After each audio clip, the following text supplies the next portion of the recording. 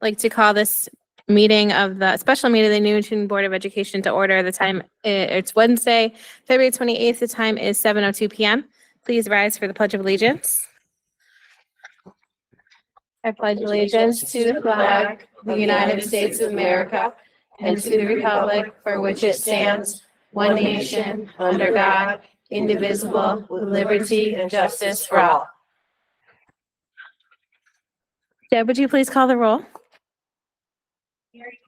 Here. Here. Here. Here. Here. Here. Here. Here. Thank you.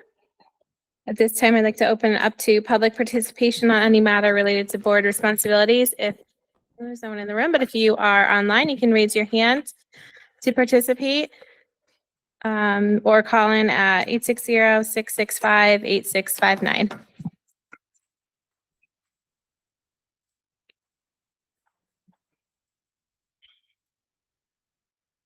Seeing none, we can move on to new business where we have discussion and possible action of transmitting, actually definite action on transmitting our budget to the acting town manager. I will turn it over to Dr. Brummett for some follow-up questions, and then we will continue our discussion. Thank you very much. And once again, thank you to my team, Steve Reese, Wendy Kraus, and Lou Jacomowitz, as they helped to do the research of some of the issues that you'll learn more about tonight. What I've tried to do with my team is create a couple additional slides that are responsive to questions that we received at the last meeting, as well as a few that came in the interim. And I appreciated that, having those in advance, because tonight is sort of the night that we have to make these decisions. So there was an ongoing question about what are the grant offsets to the professional development budget. And Mr. Farisi did prepare this, so I'll let him explain what his research bore out. Thank you so much, Dr. Brummett. So the two questions that were responded to in this memo really were how much of the professional learning is paid for by grants. And the second one was just about, cutting $20,000 from the conference fund for next year.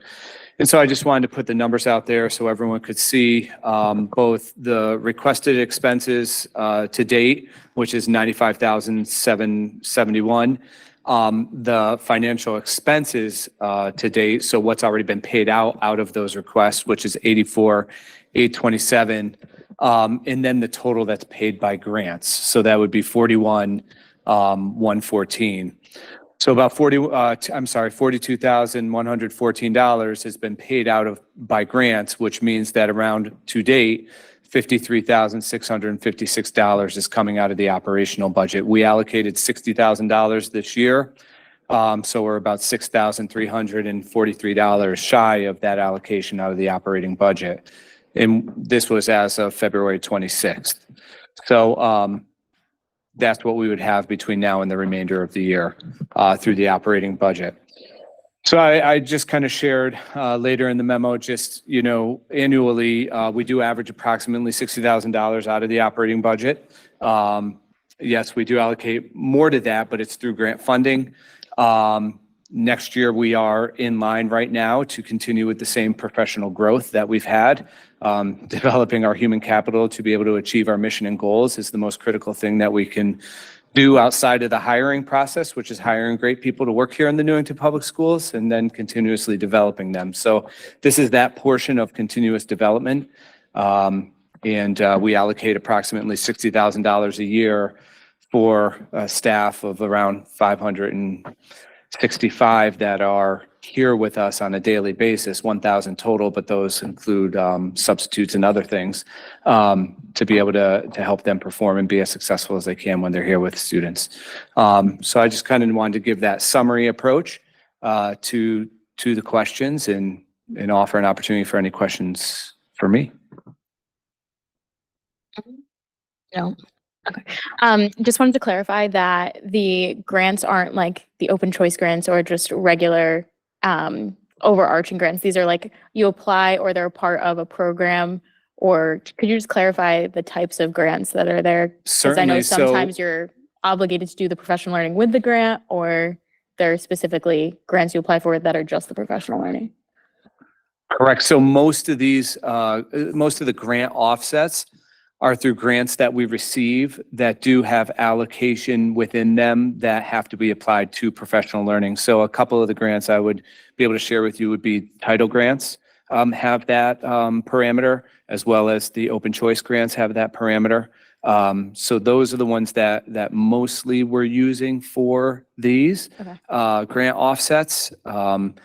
At times, we do receive additional grants, like through open choice, based on the number of students that we've accepted into the program, that also are used to support this. Okay, so I'm just trying to clarify too that it's like some of the parameters are you have to use it on this type Correct. of thing, or it's a use it or lose it. That's correct. Okay. Mhm. Thank you. We have to actually show that we used it in professional learning when we have to write the final grant report back on how we use the money. Mhm. Mr. Halloran?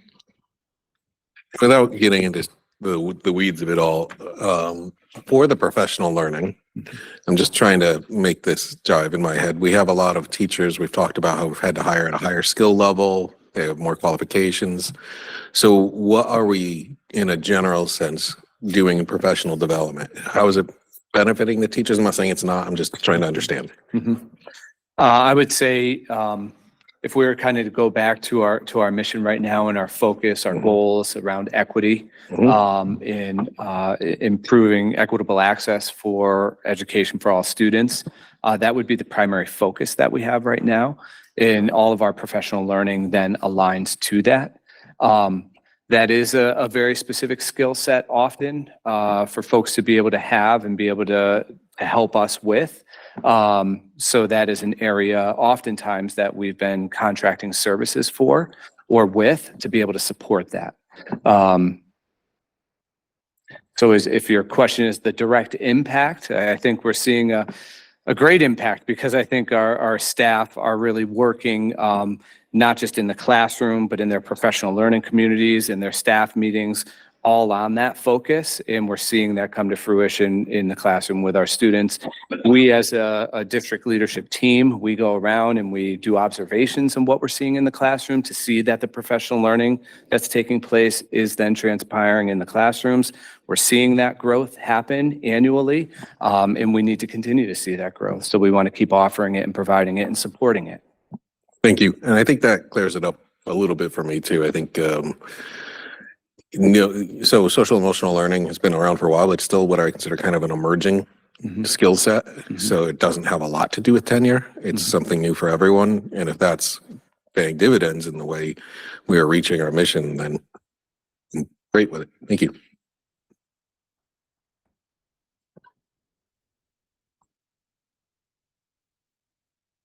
Go ahead. We have a grant writer or grant writers, Steve?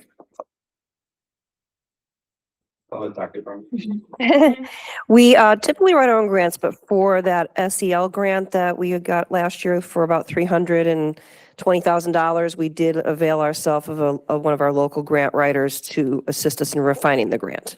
She charged us about $5,000 for her services. So, I mean, having come from the police side, there's always grants out there. Mhm. It's just a matter of applying for them. Have we applied for everything that we could apply for?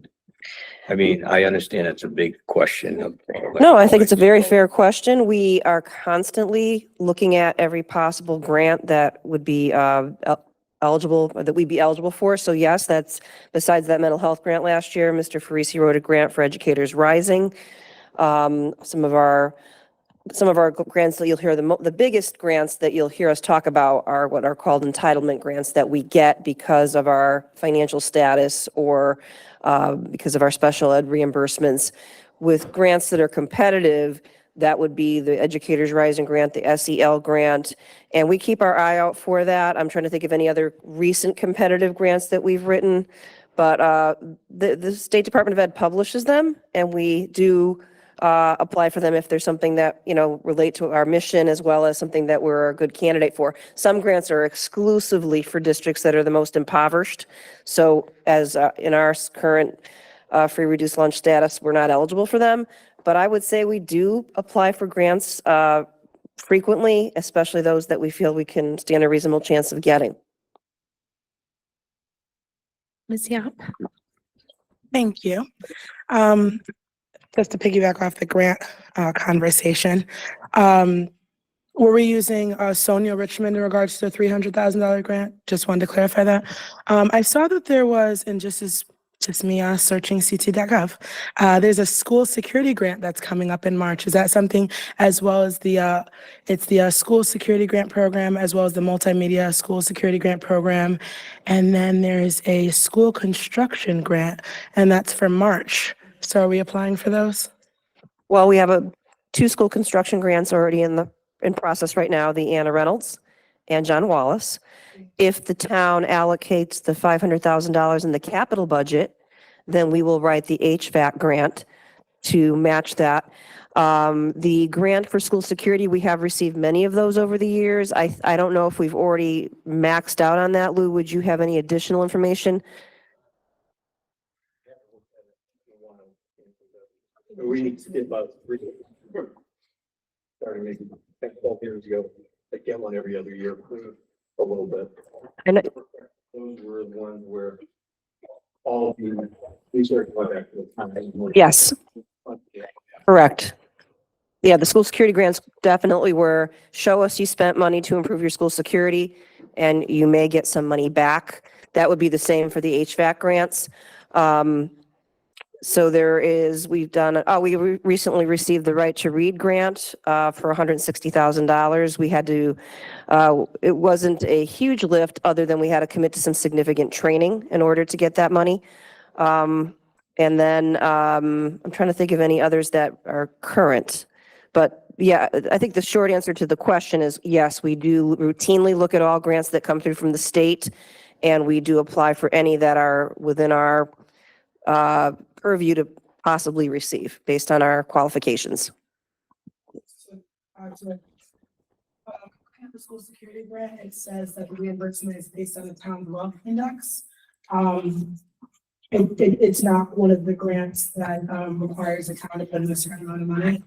So I know I've spoken to Sonia recently in regards to this being something that, our town and our schools definitely qualified for. So I just want to, ensure that this is something, it's for March, and we're both on email. So that we're going to, move forward with, because it's to enhance, and just so I can have this on record, camera systems, penetration resistant window film, door locks, panic alarm system, fences, real-time interoperable communication equipment, and it's only based on the town's wealth index. We've definitely applied for that in the past. I will make sure that we apply for it again if it's something we're still eligible for. Go ahead. Yeah. And just a reminder, we need to focus on the questions that we answered that are going to impact the budget, and these definitely, if there's follow-up questions or whatever, we can address them, but we want to make sure that we can focus on the questions that were asked and answers that are going to impact our budget and our decision that we have to make tonight. Okay. I wanted to ask Mr. Farisi a question, and he may, if it's not quick, back there. So the professional learning, I heard the word equity, and you say you go around and you check on the teachers and educators to see that it's being implemented. Can you tell me what that looks like? The implementation of the equity that they're learning to trickle down, I guess, to the students? Yeah, I can start a response to that, But but it's too long. my colleagues can jump in too. No, I'll try to be brief. I think it has a number of observational looks to it. I think number one, we want to always look at our resources and materials and make sure that our classrooms are equipped with the right resources and materials that cater to a diverse group of learners. that those resources are being used. Are they mandated resources or resources that you guys are looking? They would be resources that come through curriculum writing tasks. So teachers who write curriculum would be identifying those resources that would be used. For example, a variety of books, right? That would be culturally diverse, for example, would directly align to a curriculum that we have at each grade level in each subject area. So those would just be some elements of resources, if that answers your question, or. And that in regard to that, then instructionally, that we're engaging in practices that are instructionally available and open, so all kids have access to the learning, so that students are able to, if there is a specific goal or objective or a lesson, that the lesson design and the lesson structure and the way in which kids can work together is open and available for all learners in the classroom to be able to access that. And that's what we're just kind of looking for to see. That would be kind of a brief or short response to your question. And again, I don't know if my colleagues want to add too. I would just add that recently the state revised the teacher evaluation process, and it's very strongly focused now on equity. So there'll be checklists or rubrics that we'll be using to then go into classrooms when teachers are being evaluated to verify that they are providing equitable educational experiences. That's something that Kim Davis and Steve's office are working on, but it is very much geared toward having a classroom where you really take into account the very diverse number of children in front of you. And as we've looked at our many data points over the years, we are close to 30% Hispanic and about 7% Black and about 11% multiracial. So the importance would be that our teachers are very knowledgeable about how to reach all of those learners where they're at. And that's some of the training that Mr. Freese has described, as well as now a mandate from the state as we evaluate our teachers. Thank you. Go ahead, Ms. Yap. So with our percentage of Hispanic being 30% Hispanic, does that require you to hire more bilingual teachers, since that's the highest percentage in our town, or how does that work? Well, we do have two schools right now. Right now, Newington High School has reached the 20 student threshold by the state. So yes, we did have to hire additional staffing at Newington High School in next school year. John Patterson School is eligible, so they will have to receive additional staff to meet, because they'll have more than 20 students who speak Spanish in that school, and we'll have to provide additional support there as well. Yes.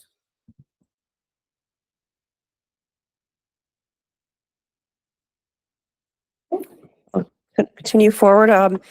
Mr. Farisi was kind enough to cite specifically, there was a question from a board member actually at our last meeting, but he was able to cite the section 13.2 in the ASME contract does mandate the money that we have to allocate annually for uniforms for our custodial staff. So it's linked into that PowerPoint if you want to look at the specific language, but that is why we've had to allocate that money in the budget. It's just required. There was also a question about legal fees. Currently we have budgeted for next year $116,360 for legal fees. And there was a kind of a question about, well, what does that really include? And it does include all the expenses that we have largely through Shipman and Goodwin. And that includes the policy subscription that we're going to rely on exclusively, assuming the CABE change goes through. It also is any type of contract preparation, any type of legal representation in negotiations or in special education circumstances. There was a question about the role of paralegals. That's actually somewhat at the discretion of our legal team. However, we've made note of the fact that paralegals are often used to do the contract research, the comparables. Ballpark, it's probably only about $10,000 of that fee is dedicated to paralegal expenses. More often than not, the attorneys we work with do the work, or they have junior attorneys or junior folks that are not yet partners who do some of that research, so they're not as expensive. So we only use, for lack of a better word, the higher priced attorneys when there are major issues going on, like a contract negotiation or a legal matter that we need their representation on. So that's the bottom line about how our legal costs are expended, and it's a retainer as well as then we get a monthly bill that kind of draws down from the retainer. Go ahead. I'm sorry, just a question leading into that. They have a set fee for the attorney though, even if they use a first year associate, right? They have a flat fee? No, actually, there's a sliding They fee have a scale. scale? So someone like Tom Mooney, who the board has met, is at the top of that scale, and some of the junior attorneys are much cheaper, and there's a wide range. Yeah, and then paralegals, they're charged to do preparation for negotiations is at a different rate as well. So we'll see within the bill that we get. Oh, yes, I have to approve it every month, and it's broken down by hourly rate, and the task that was completed by the attorney or the paralegal or whomever. So just want to be clear too, it's budgeted, because obviously this is one that's a variable, right? If we get, 10 special ed hearings, this could very much be a different figure. So I know, so this is really based on just, you came to that figure from the retainer and then also from just past expenses. True. And then if we whenever we know we have bargaining coming up, that does Then- impact. Okay. This year, hopefully most of the bargaining will be done by the summertime, Yeah. if all goes according to plan. So, but this year we had a fair share of it. Right. Okay. Thank you.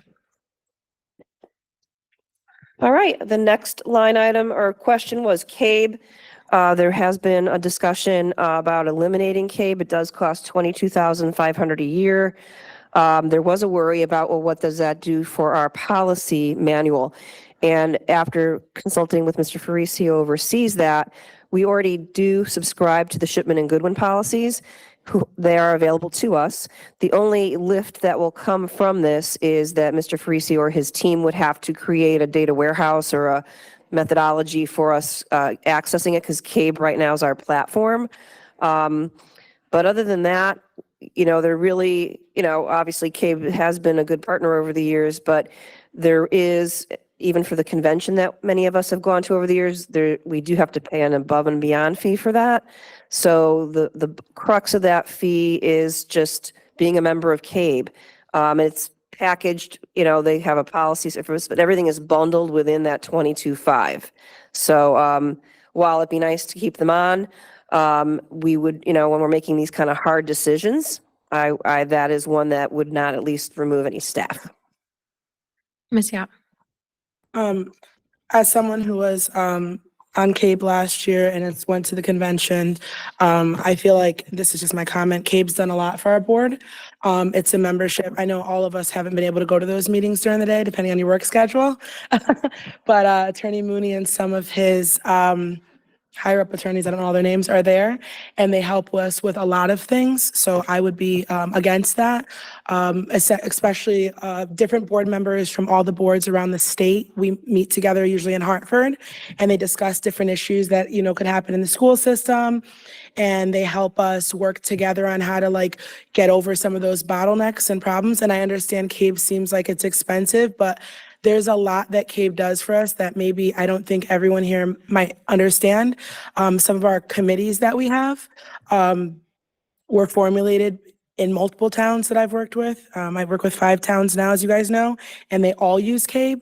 I think it would be detrimental to our town to be one of the only ones that don't use CABE, when I think they do represent all 169 towns. I'm pretty sure. No, I will Almost. correct that. Many towns have been in the same boat as us, where that very costly, the board looked extensively at all the membership and dues structures over the past several meetings, and CABE was far and away the highest. They were followed by maybe a $5,000 or thereabouts fee. So as the board had to grapple with some really tough decisions, that's where it came in. Now, board members can still go to their workshops. They can still be part of state committees. They just couldn't, if there's any free offerings, I suspect they wouldn't allow those anymore. We could still go to the CABE and CAPS convention, because I'll be still a member of CAPS regardless.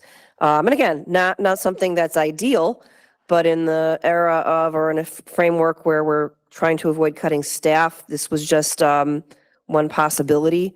And there are other committees and things that the board members could be involved with.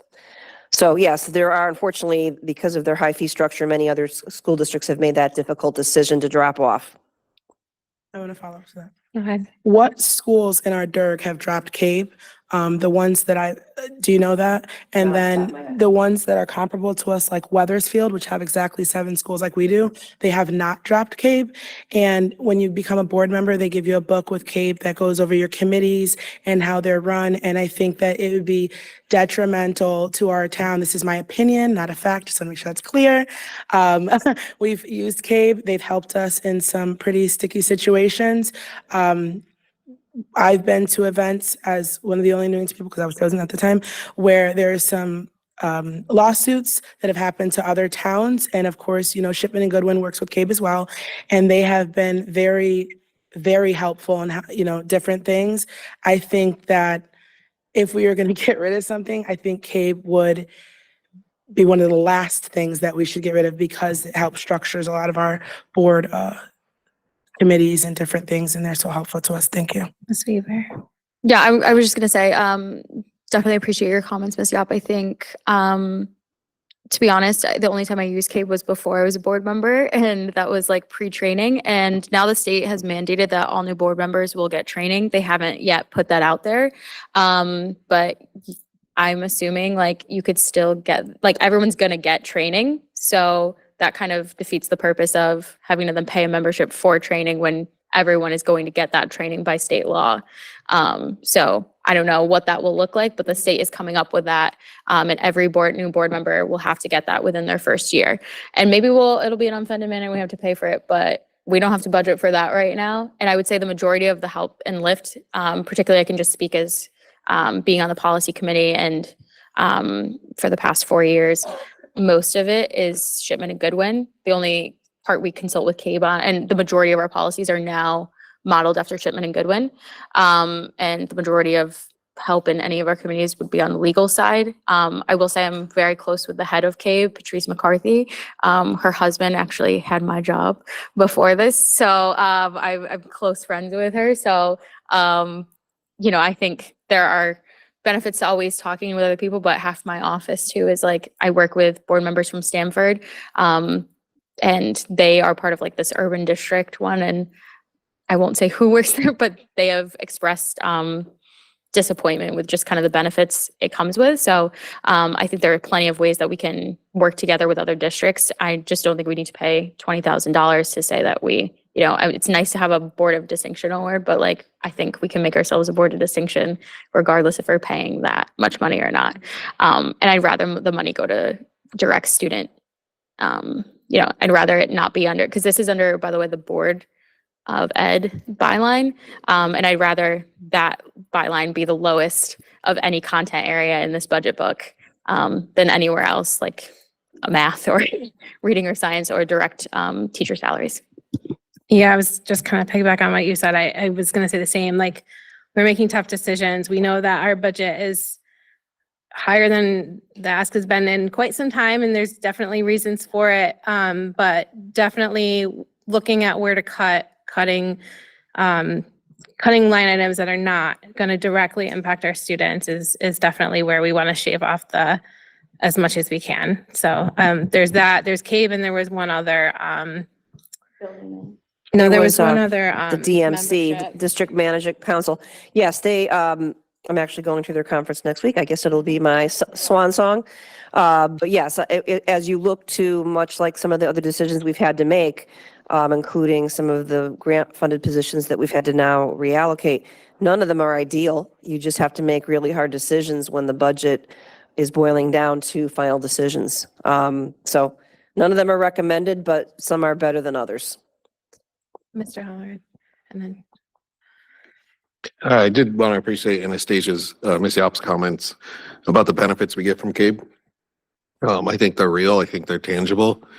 However, when we're looking at a budget that is nearly twice as high as the ask for last budget, and we are facing perfect storm of ARPA funds lapsing, dramatic increases in special education costs, if we can find 20,000, what was it, 22,500. $22,500 somewhere else in the budget, I'm all for keeping it, but it is a line item for the BOE, and I'm going to take out of my pocket before I try to take out of somebody else's. So I think there's some redundancy. We could probably live without it, I guess. Do I want to live without it? No, but at this point, it's this or finding very creative ways to make up that much money somewhere else that will be directly student impacting.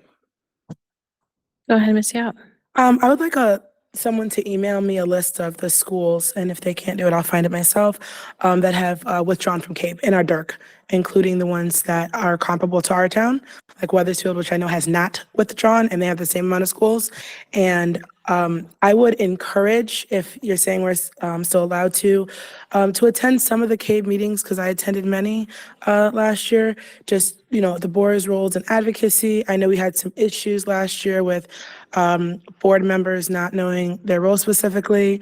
I know the training is coming, but it's not there yet. And there are things that, that I learned from CAPE that I think would be very beneficial, especially since we have so many new board members. I want to point that out. And just policy highlights. And yes, we do have Shipman and Goodwin, but always remind yourself that Shipman and Goodwin is billing us. CABE at that set fee allows you to ask unlimited questions as a board member. You cannot directly email. Amy could and Dr. Brummett can per policy, but you are not allowed to directly email and ask questions. I've been on many Zoom calls where you're able to ask those questions that you wouldn't be able to ask directly to the lawyer yourself. Because it costs every time. I learned that. Okay. So there's a lot of things, and really do your research as to what it entails. And I understand there's a $22,500 ask, and I'm not saying that wouldn't go to the students. So let's make that on the record. But we have a lot of things in the budget that I've looked at. Like I know we were talking about special paper, an extra $5. Different security grants that we may get that we possibly can put in an MOU. Our HSA account, we always return some of that money. There's different things that I think, and we'll talk about it, that I think could help offset that, because I really wish that on the CABE line, when you assign committees, it wasn't just assigned to one board member, but I wish it could rotate so each board member could actually get a taste of what it entails to be at those meetings, with the many different board members around the state. So that's what I'd like to say. Thank you. Thank you. On to the next item. There was a question about open choice costs. This comes up annually, so it's an excellent question, but I do want to definitely publicly say that we get reimbursed for all of our open choice expenses. Because we participate at the 3% level, we get $8,000 per student. And then above and beyond that, any student that requires special education services, we get to bill Hartford for that, and they are required to send us that money. Open Choice provides the busing for all the children. We do not pay for the busing. And then on occasion, there are different participation grants that aren't grants we can apply for, but they have pots of money year to year where they say if you've got a certain percentage of kids in a certain school, they'll provide you with additional reimbursement. For example, when Mr. Freese submitted our seat declaration for next year, we had put forth 4 kindergarten seats at one of our elementary schools. Open Choice emailed us back and said, well, if you round it up to 5, you'll be eligible for additional reimbursement. So what did we do? We rounded it up to 5. So those are pieces that we are mindful of. So we get full reimbursement for all costs. And then there are some other grants that you get for participation. Oops. And also the grant that Mr. Freese oversees, the Open Choice, used to be called Academic and Social Grant, but it covers some of that training that he referenced and actually the cost of some positions. So there's a lot of benefit to that. I know there's worry on the public. There was chatter online that a citizen let me know about, and truly we are reimbursed for that entire cost. So it's a good question to ask. It's probably one we need to just hit every year to make sure people are well versed. Go ahead, Mr. Sharma. Quick question on the CAPE. So all these years we've been paying like 22,000 a year, right? Yes. So Well, when- thereabouts. I'm sure it's not always been that high. so why do we still pay if we go to the convention? Are we still charged? We are still charged, it's about $400 a person to go to the Cape and Caps convention, not including if you stay overnight. Yeah. So I mean, I think it's like that's way too much, right? So we can probably do without that membership. I just want to add to the with the open choice grant last night at the town council meeting, they did approve the MOU Oh, that good. we Yes, had that's put correct. forward, where the reimbursement for the special education costs for open choice students is going into our CIP fund. And so the MOU was that anything that's above the cap, we can transfer into our non-lapsing. So they did approve that with a date of, I think they said September 1st. So we have, and then the expectation that we talked about with the town council here and that they had said last night is that we're expecting or hoping that it can be an ordinance change Yes. so that it is a permanent, not just the MOU, it'll be in the ordinance. So, but there was question last night, and I know there might have been a little power outage, Lou, perhaps, but there was some conversation last night, and so Janet was able to answer that we are fully reimbursed for everything. So I just want to make sure that, but they didn't mention that it was only the special ed piece of it. The non-special ed open choice grant gets into our operating budget. That is correct. So that's the distinction because that's directly sent to us from the state, whereas the special ed component comes directly from the Hartford School District as like a reimbursement. So that's two different funding sources. But yes, thank you for bringing that up, Madam Chair. It is approved. Therefore, that offset that we've planned for in our budget, we can count on. And in fact, if it's over, if we get more than that $4,000 offset, because it could be a higher reimbursement, it's always, we do our best to estimate, it could be higher. That gives us some flexibility. All right, moving on. There was a question about the non-lapsing fund history and how that kind of played out. I have asked Lou, who prepared a memo, to speak to that. Kind of why some years we're putting money in, why some years we did not. So Lou, I'm going to put it up on the PowerPoint here and ask you to speak to it as you authored this memo. Good evening, everyone. Okay. In the chart that's up on the screen goes back to the inception of the non-lapsing fund, which was authorized as an agreement in June of 2016. The basic parameter of the fund was we can declare a 1% surplus of our operating budget to move those dollars into the non-lapsing fund. The expenditure side, or the disbursements, are actually where we transfer expenses from the board operating budget to the non-lapsing fund. Doesn't go the other way. The money is not given from the non-lapsing fund to the board because this is a method to, continue to, minimize the formal appropriations for the board budget because they're pulling those dollars offline from the operating budget.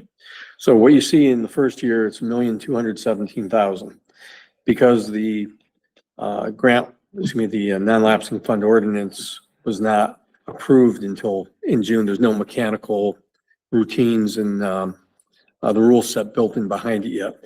So within 16-17, starting in July of 2016, we had the surplus that was held at the end of June of 2016, which was $515,000 roughly, then put into the non-lapsing fund. And then at the end of the fiscal year, you had the 1% that went in, which was somewhere around $710,000. That's why we have a number that's over the 1% cap. In the succeeding year, we had to draw down almost everything that was in the non-lapsing fund to reconcile the budget at that point. We were able to preserve $297,000 out of it to basically put back into the non-lapsing fund. So, we now have a balance of right around $300,000 that's there. In the next 3 fiscal years, we had surpluses that were declared, and those were put into the non-lapsing fund. You'll see again in 1920, we're at $1,335,000. That was the year of the start of the COVID. So we had the basic 1%, and then there was another arrangement made with the town where they put in about another $585,000 into the non-lapsing fund that came by way of our board operating budget. And then 2021, 1% was set aside for that. And since then in 21, 22, 22, 23, we have not had any contributions into the fund. that has been, well, Dr. Brummer has the wrong version of the slide up there, so I just realized it now, but it's close enough for where it was on the upper part. If you can scroll back up, toward the top, where you just get the last couple of years, right there is fine. Okay, so you see the 438,000 was drawn down. We then had, $89,432 was taken in 22-23. So that number is a little bit lower. It's like, $2,609,000 instead of 2,690. And this year, as of right now, there will not be any contribution into the fund at the end of June 30th. I anticipate right now we will be taking in the vicinity of $1 million out of non-lapsing fund to reconcile this year's operation. We've had to scale back what our expected drawdown was going to be so we could preserve those resources for next year's reconciliation. Okay. Okay. And then if Dr. Brown, if you can go back up a little bit, but you can't. Just scroll back up. Okay.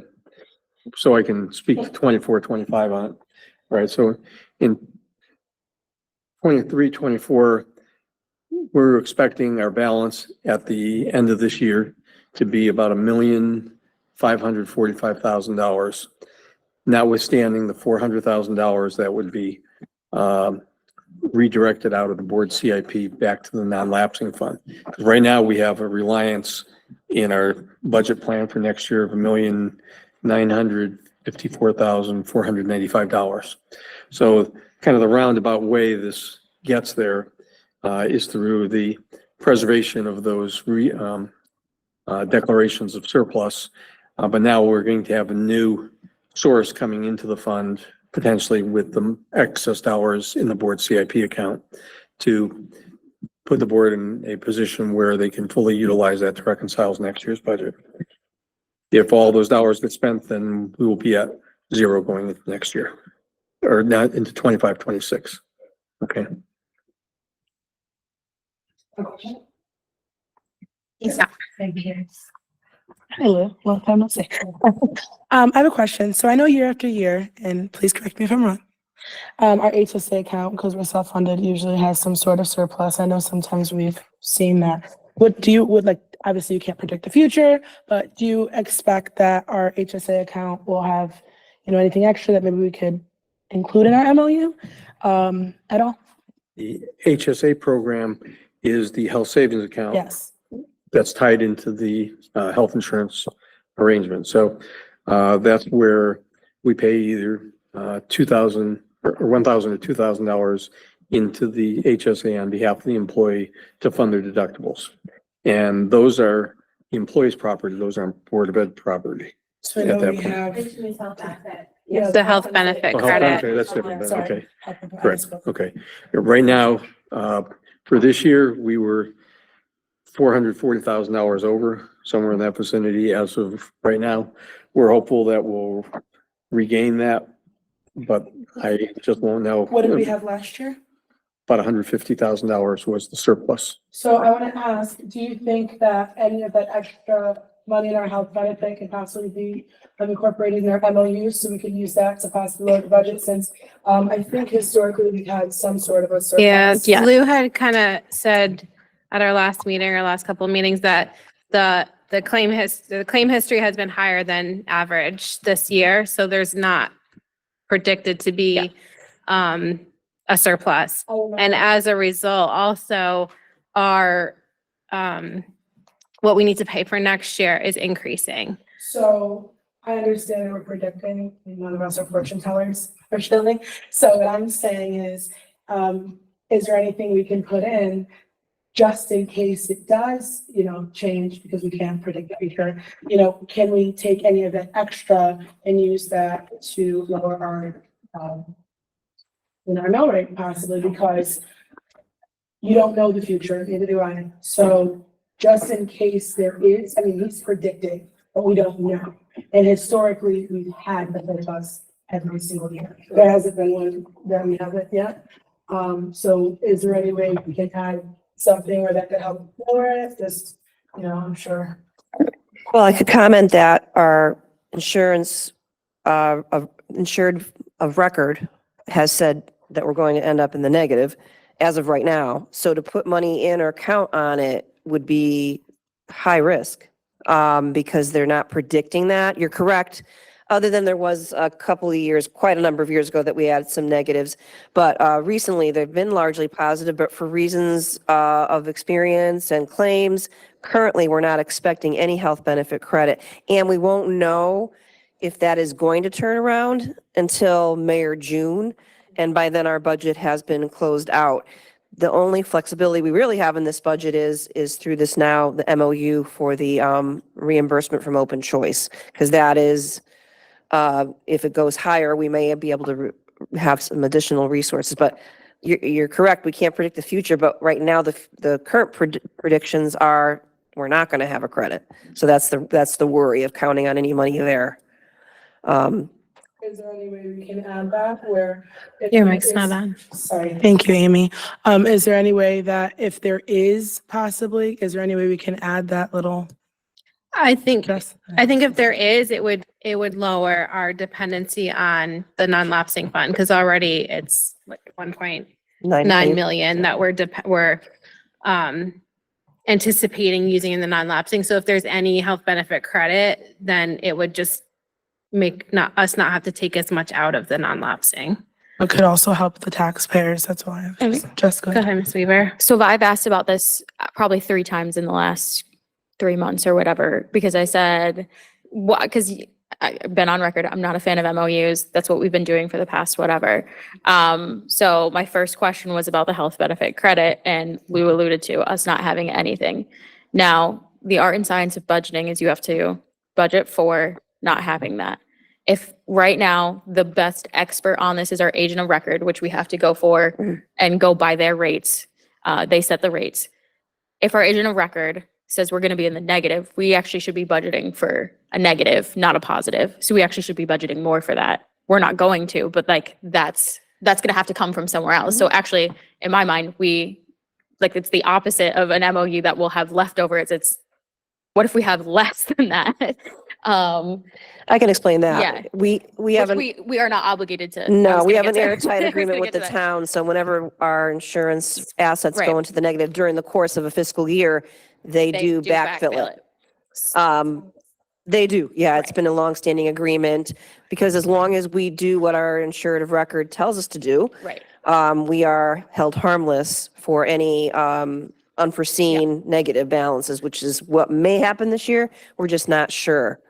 I was just asking, we as a town have to obviously account for that, right? So when I'm thinking about the total burden on the taxpayer, I'm thinking that's still going to come out of the town budget. So there's no way for us to necessarily, and I don't want to artificially lower our ask based on an arbitrary number. If it's right now, it's rooted in the prediction of the agent of record. So that's what I want to go off of the prediction on.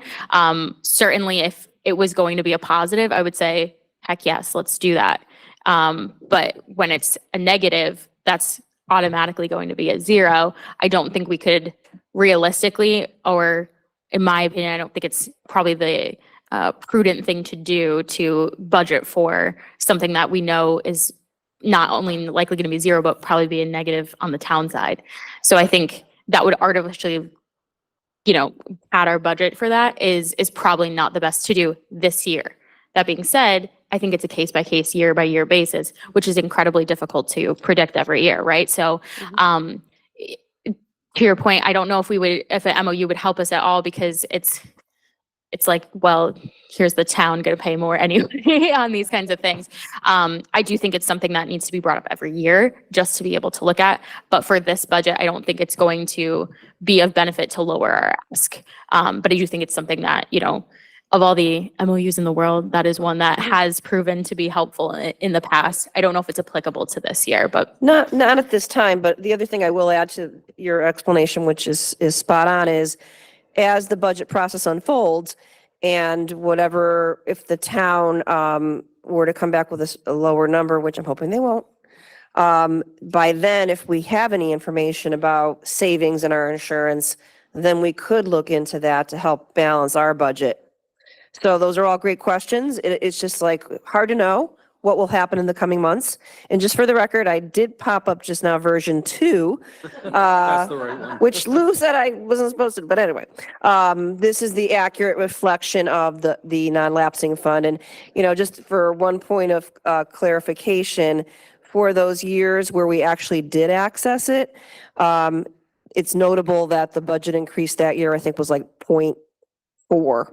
So in other words, we're more apt to access the non-lapsing money to balance our budget when our increase has been low. The only exception to that's probably this year, and it's because of the sunsetting of all the grant monies and other factors, but that's certainly one of them. So I think we're ready to move on. Go ahead. Turn on your mic, though. I have one more question. And I know you answered this before. This is. Just let you know. Okay, now it's working. Thank you. Yes, spotty. How many, thank you.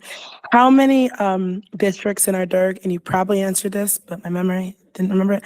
How many districts in our DIRG you have a non-lapsing fund? Very few have reported back to me on that. About a handful have it. I'd say 5. But to be more granular, I would rather get back to you on that, but it's Okay. about 5. And our DIRG has how many? Our DIRC has about 18. Okay. So there's 5 of 18 that have a non-lapsing fund. Okay. Go ahead, Lou. I know you answered that before, but I didn't remember. One following point, Dr. Brown, if you can just scroll up a little bit on there, so you've got. just Should I like stay 2 on lines this is all you- version? And you need to go. On that version that you have there. Right here or Yeah, down right, lower? Perfect. Yeah, Okay. just wanted you to, where everybody can see the $400,000, you need to go another line down. There you go, perfect. Okay, all right. This was developed 3-4 weeks ago when I put this together. And when we were estimating and trying to figure out how everything was going to come together, I was anticipating that $400,000 transfer from the board CIP account to the non-lapsing would happen sometime in July. With the way the motion was passed last night, they put a cap date on in September. So, and there is, by typical town finance rules, there's no transfer during the first half of the fiscal year. So that will in all likelihood necessitate that we make the transfer sometime before June 30th. So that 400,000 will just move up one line on this, but it gets you to exactly the same place. But I didn't want to Gotcha. misrepresent that. Thank you, Lou. Thanks for the clarification. Brittany, that was one of your questions. Did that answer? Okay, perfect. Thank you. Wonderful. Okay, ECS money is so confusing because we talk about it a lot around the board table, but we never actually get the money. The money goes from Hartford to town. So right now, based on some of the legislation that's been put forth, the town is expecting anywhere from 1.5 million if Governor Lamont's cuts are approved, or 1.9 million if the other interim bills that have been proposed are then restoring it. So Newington is going to get an increase next year to their ECS grant money. So that's good news. Some districts will not get an increase next year. Others will be very flat funded or some lose a little money. So we're in good shape that way. But again, this goes to the town, and then Janet, the finance director, puts it into the town's budget as an offset. And I apologize, I know this is super confusing because we talk about it a lot, and I go to Hartford and I testify about it because I still believe, even though the money goes right to the town, that the more ECS money the town gets, the better it is for everybody, because it's an offset and it's good for the town to have more offsets. So that's where that all comes into play. That is where they're looking at. It's the total amount is probably about 17 million total, but this just reflects the potential increase from this year to next year. And the money, I don't even know when the town gets the money, sometime after July 1st. They get quarterly payments. Quarterly We've got payments, okay. 2 so far this year. So it's money that's important for us to be aware of, but it really is something that the town gets to use as an offset. And each town handles it differently, but our town handles it as an offset to the budget. Mr. Sharma? So Maureen, a quick question. So in order to change the flow of money from Hartford instead of the town to our operating budget, So it's gotta be changed, the law's gotta be changed in Hartford, right? So that's, If they were to do that, yes. It's really, to be honest, there is confusion about it. I was at some event where the governor was speaking and he thought it went right to the boards of ed as well. So, there is a lot of misinformation about it, but yes, were that to change, it would have to be some sort of legislative action. so basically, I mean, this year we got 17 million from the state, basically for education to our town, right? Correct. But the money's with the town, basically. It does. And as we reviewed in a previous meeting, they also get adult ed grant money that we provide all the programming for, but that goes to the town as an offset. Those are the two big pots. And there's like a $6,000 health grant that they get. But, those pots of money go straight, and they get other grants too that are more municipal grants. But for purposes of Board of Ed discussion, that is one that really has a direct link to education. So that money doesn't end up. Your mic's not on. So in reality, that money never gets to us. Not directly. Not directly, not through other directly. things, but okay. Right. It could be the school bus, could be whatever they decide to use it. Correct. However, whatever money comes back to us from the town allocation theoretically has that mixed in. But in terms of anything directly going to our budget, not really. And As confusing as that if you sounds. think about it, our budget's what, 88 88 million, depending on how this year goes. possibly. So if that money came directly to us, our ask to the town would be 15, 17 less than 88 million, right? But so we're kind of, that's just how it's been throughout the years. And so in theory, when we like to kind of just talk about it, because last year we got 800,000 extra. This year it's $1.5 million or almost 2 million extra. So that's money that the town didn't have last year. They're going to have 1.9 or 1.5, depending on how things go at the state, which again, we can't really predict right now. But depending on how things go to the state, that's an extra 1.5 or 1.9 million that should come to us by way of our ask in the operating budget. Ms. Weaver. And I would say the relevance is greater in the past 2 or 3 years because there hasn't been legislation on ECS in a long, long time. And last year, Representative Curry, the chair of the Education Committee, came here and kind of did his rounds over He did. and it's kind of known that like only 2 people in the state actually know the full formula. It is a formula that is incredibly Convoluted. jarring and yeah, exactly.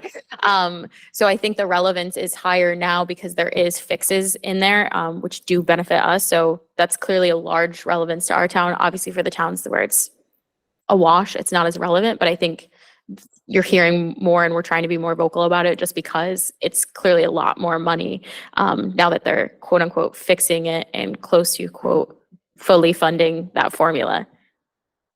Not really, but closer. Better than it has been. So that's ECS. Mr. Sharma Sure. has a Just- question. Just a comment. So basically, I mean, if you look at our budget in the past years, if we got a 0% increase, ECS money still went to the town.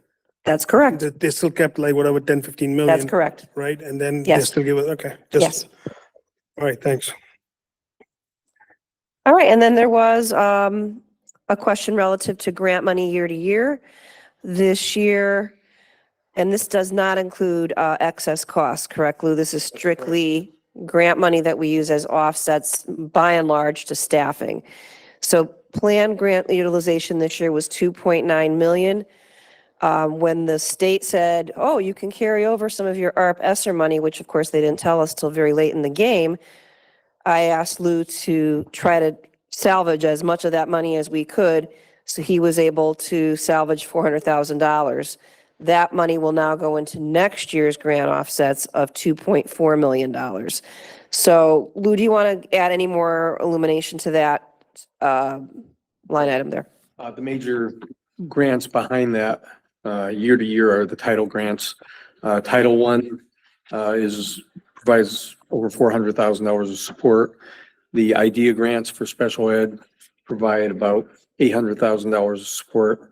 And the participation side of the open choice, not the special ed side, where the money comes directly to the board, contributes about $900,000 to it. So those 3 are standard bearers for the continuity of the dollar amounts over the years, but all the other grants come and go year by year.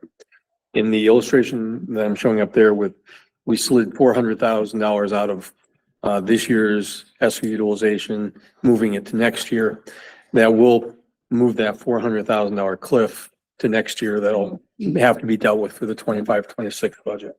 So it minimizes it to a degree this year, but you know, the day of reckoning is coming. Yeah, so. No, that was my question was, okay, so just FYI, and we talk about sustainable budgeting, that's another 400,000 that and this is just the absolute last time we can use ESSER funds. This is it. Yes. It has to be expended by the end of September, which we Okay. will do. Okay. Okay. And this is a follow-up from last week. At the end of last meeting, there was discussion about the following reductions. PD, CABE, DMC, which is a group that I belong to, and the $10,000 from the hearing impaired contracted line, believing that we might be able to hire someone at a little bit more of a cost breakage. So if those, Just to clarify, PD is professional development, not police. oh gosh, yes, professional I just want to development. clarify that. So, sorry for my acronym use. We do not touch the PD budget. Other than the SRO is in our budget, but that's another story. Thank you. No, that's professional development. So the net increase, assuming that those reductions are agreed upon, is about it brings us down to 7.92, or our new ask of 6.5 million. Related to that is we had, Ms. Yap has a Oh, question. okay. I just, oh, okay, I thought I was on that. Okay. It is on that, but I didn't know if she finished her sentence. Oh, yes, I'm going to go into another kind of related topic, but maybe it would be better to answer. so, my question is in regards to the hearing impaired contracted line. So we're reducing it by 10,000 and hoping, right, that we can find somebody, right? Mhm. How many hearing impaired kids did you say we had? I couldn't remember. We have, was it 12? 12? I believe it was 12. 13, 13? Okay, so between 12 and 13. Okay. Yeah. So my question is, what happens if you cannot find someone for that? I know the law is, we have to hire accordingly, or you can pay for them to go to another place, right? Mhm. Which we know is going to charge us a lot. If you look at the cost of the American School for the Deaf, which is a place some of our kids go to, it's a lot more than $10,000. So what happens if you can't find someone and you legally, by state law, have to provide that service for those children? Are we now going to end up spending significantly more because those kids have to be provided that by Mhm. law? Well, without a doubt, every hearing impaired child in the Newington Public School District will have the proper services. So if for some reason, and you're exactly right, finding a hearing impaired teacher is not an easy lift. They're a fairly rare certification area. So if this does not come to fruition and the rates for the hearing impaired contracted teacher continue to be at that rate that we're used to, we will have to use we'll have to make a transfer, because we have to provide that service. These are children that are doing very well in our school district. They don't need an outplacement. In fact, one of them came back from the American School for the Deaf, and they're doing quite well. But they do need the support services of the hearing impaired teacher, as well as, of course, the equipment that children with a hearing impairment need. But there's absolutely no question that children with hearing impairments will have proper services. And do you know the cost of the tuition for the American School for the Deaf right now? I would guesstimate 150,000 plus, easy. Yeah, it's one of the more expensive institutions. They go up, yes, they go up a lot. There's a wide range. Our outplacements, generally speaking, are going up significantly. That's why building high quality and district programs is the way to go. That's just my comment. I don't know if we should touch that, and that's just my comment and my opinion, because I'd rather spend the extra 10,000 than 175. I think it's like 170 now. So like you said, it's not your choice or my choice. If that parent feels that, we can't provide that, even though we do everything we can in this school to help all special needs children. 1 second, please. I think that maybe that's something, maybe we could look at something else because I know that is such a hard ask. I have a child with special needs. I know it's very hard.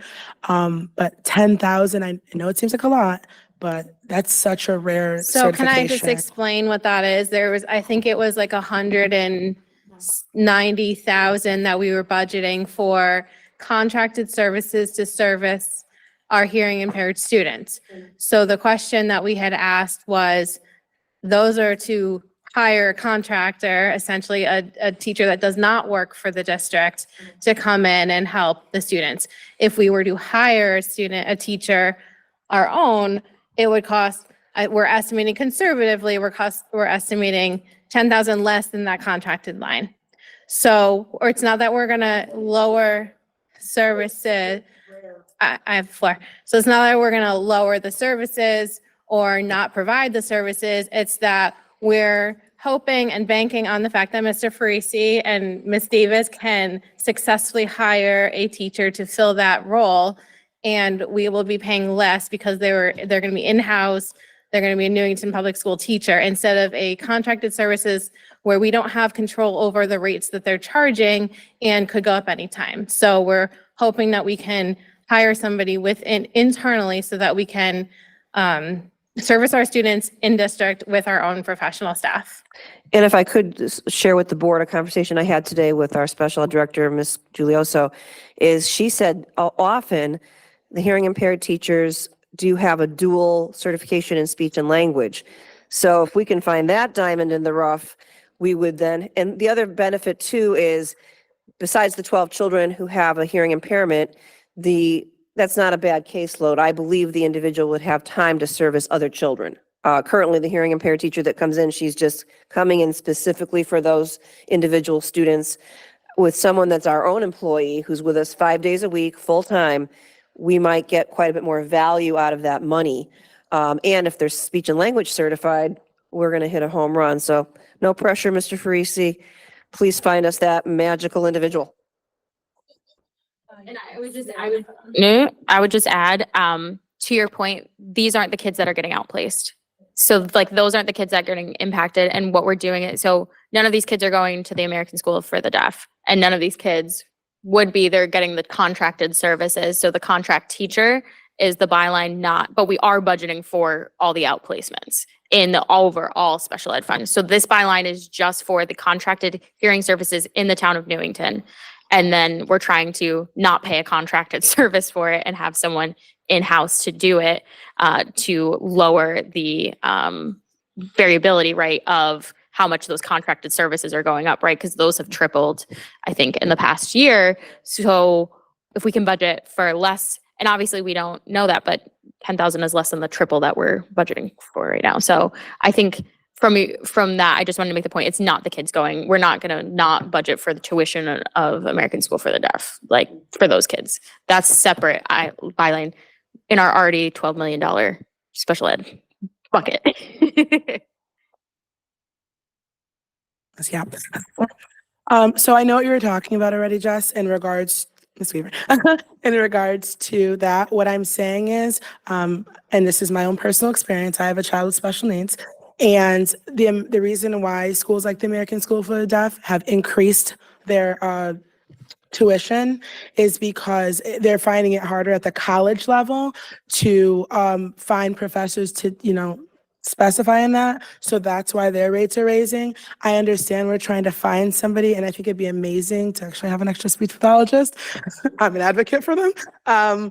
But I think it's an unrealistic expectation to think that you're going to find someone for $10,000 less when the field is already if they're increasing tuition because they can't find people at schools that specialize in this.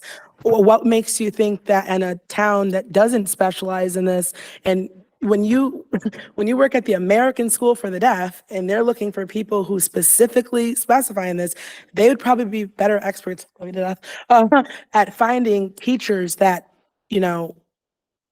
just focus on this. So what makes us think that we can find someone that's less expensive than a school that only focuses on this? Why would we even consider that when we know how hard it is for them. And I also considered for my son to possibly go to that school, just to let you know. So I know how hard it is for them to even find people, Yeah, in that it's, field. I just think that there's other things that we could take from, because if we can't find somebody, and we're we'll not be okay experts in though. that. Just to be clear, the cost to hire a contracted teacher is higher than it would be to pay someone with our own, at our own step schedule. Because a contracted service teacher works for an agency, and the agency gets a cut of whatever we pay them. They get their service fees and what have you. So this is a calculated risk. If for some reason we don't find someone of caliber that we want to bring on board, then that $10,000 that theoretically we're cutting, we will have to transfer it from another line item, because obviously we will never be in a position that we're not providing those services. So that I want to be super clear. We're not going to ever be in a position of not providing the services, because we don't violate IEPs.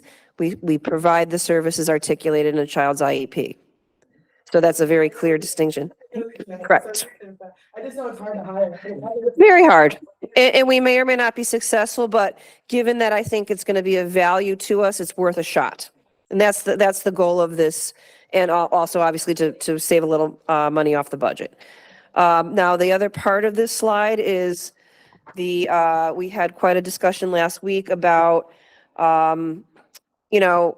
all of the intricacies of adding back staff. And without getting back into the weeds, I think there was a real good discussion last week about what we have to adhere to relative to title funding. If the board wanted to add back in intervention staff as a result of previous discussions, the recommendation would be to do it district-wide, because all levels have felt the pinch of these cuts or reductions. So therefore, you would have to add in as a board another 6.2 positions, and they're defined in these categories: 2 in math and 1.2 in reading at the elementary level, and then 1 in math and 2 in reading at the secondary level. That would then add $608,000 back into the board's budget, or another 0.74% increase. So if we remain at 7.99, we're now at about 7.8% increase. So I wouldn't recommend that. Just to be clear, we discussed this at length last week and did a lot of follow-up between last week and now, and it's just not recommended. We did discuss last week that we have brought our elementary students back to their pre-COVID levels in their achievement scores. And again, if there was all the money in the world to do these things, we certainly would love to have this. But when hard decisions have to be made, this is not a recommendation at this time. And I just want to, because there was a lot of discussion last week and the board got a ton of emails about it. So just want to re-ask the reason. So currently we're I don't want to say cut, but we're not going to have 2 positions that we have right now, a math and a reading interventionist. And so the reason why we can't just add those 2 positions back into the budget is because with the ESSER funds, and Wendy and Steve, please correct me, but with the ESSER funds, we still had the Title I grant, and that Title I grant is above and beyond what our operating budget covers for interventionists. With the ESSER funds, we were able to, for the schools that are not Title I, the ESSER funds allowed us to make those schools even with the Title I schools so that we could have the same level of staffing in every school, because the purpose of the ESSER funds was to accelerate the learning from COVID loss. So now that ESSER fund is going away, we now are strictly have to adhere to the Title I requirements, where the schools that are Title I do get the additional funding, and these schools that are not Title I have to have whatever is funded in our operating budget. So is that the case? Like, there's no other grant that we can supplant, or not, I don't know what's the right word, supplant? Supplements. That's right. There's no other grant funding that we can supplement those other schools. It was just it was an ESSER. I think that is a Nuance. very fair statement. Certainly, if there were grant dollars out there that we could access, we would. There was a question, well, why didn't you anticipate that these positions would have to be cut down the road? We did anticipate that, unfortunately. And that is just a reality of what COVID dollars were meant to do. They were meant to accelerate learning to make up for kids being online and other things that didn't work well for some children. And I believe we have done that. The other thing I want to bring forward too is the other thing that's above and beyond this analysis is every year we look at our special ed staffing across the district. And if there are needs to be adjusted there, we do so. So that's a whole separate discussion. We don't use title monies to pay for special ed. That's not something we do. I don't think you're allowed to actually, but nevertheless, we use title monies to provide some intervention services in the district, among other things. And this is simply adding these back in now is just unrealistic given the kind of budget landscape we're dealing with right now. Ms. Weaver. And I know to add to the confusion, we had an elementary school that was Title I. Now it's not Title I and could be Title I again at some point. It's that confusing fluidity and flux of the requirements for them. And it's literally enrollment on October 1st, just that day. So could be that you That's the qualify. reality. We could have one of our schools currently qualifying for Title I right now. But as of October 1, we didn't.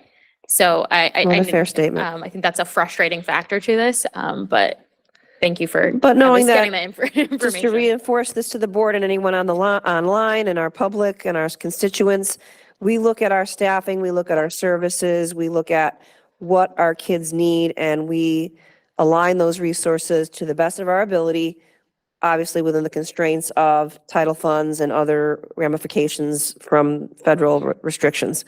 So that's where that's at.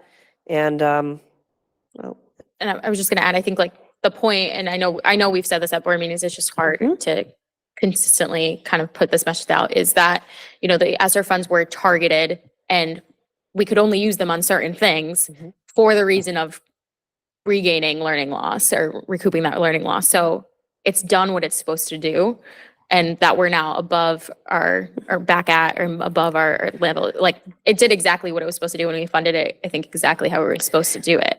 To I'd be like to able to think be that. where we're at, and now we can kind of move forward with it. Obviously at the levels that it's appropriate for. true. The one exception to that would be middle school math, and that's a national issue, but we are actively looking at different instructional strategies for our middle schools, well, for all of our math students, but middle school in particular, to help accelerate their learning. It's we're not going to go in the weeds there tonight about what that is, but there are some shifts being made in our math instruction. So last but not least, to get through the questions, the board had asked, well, what does this mean for taxpayers?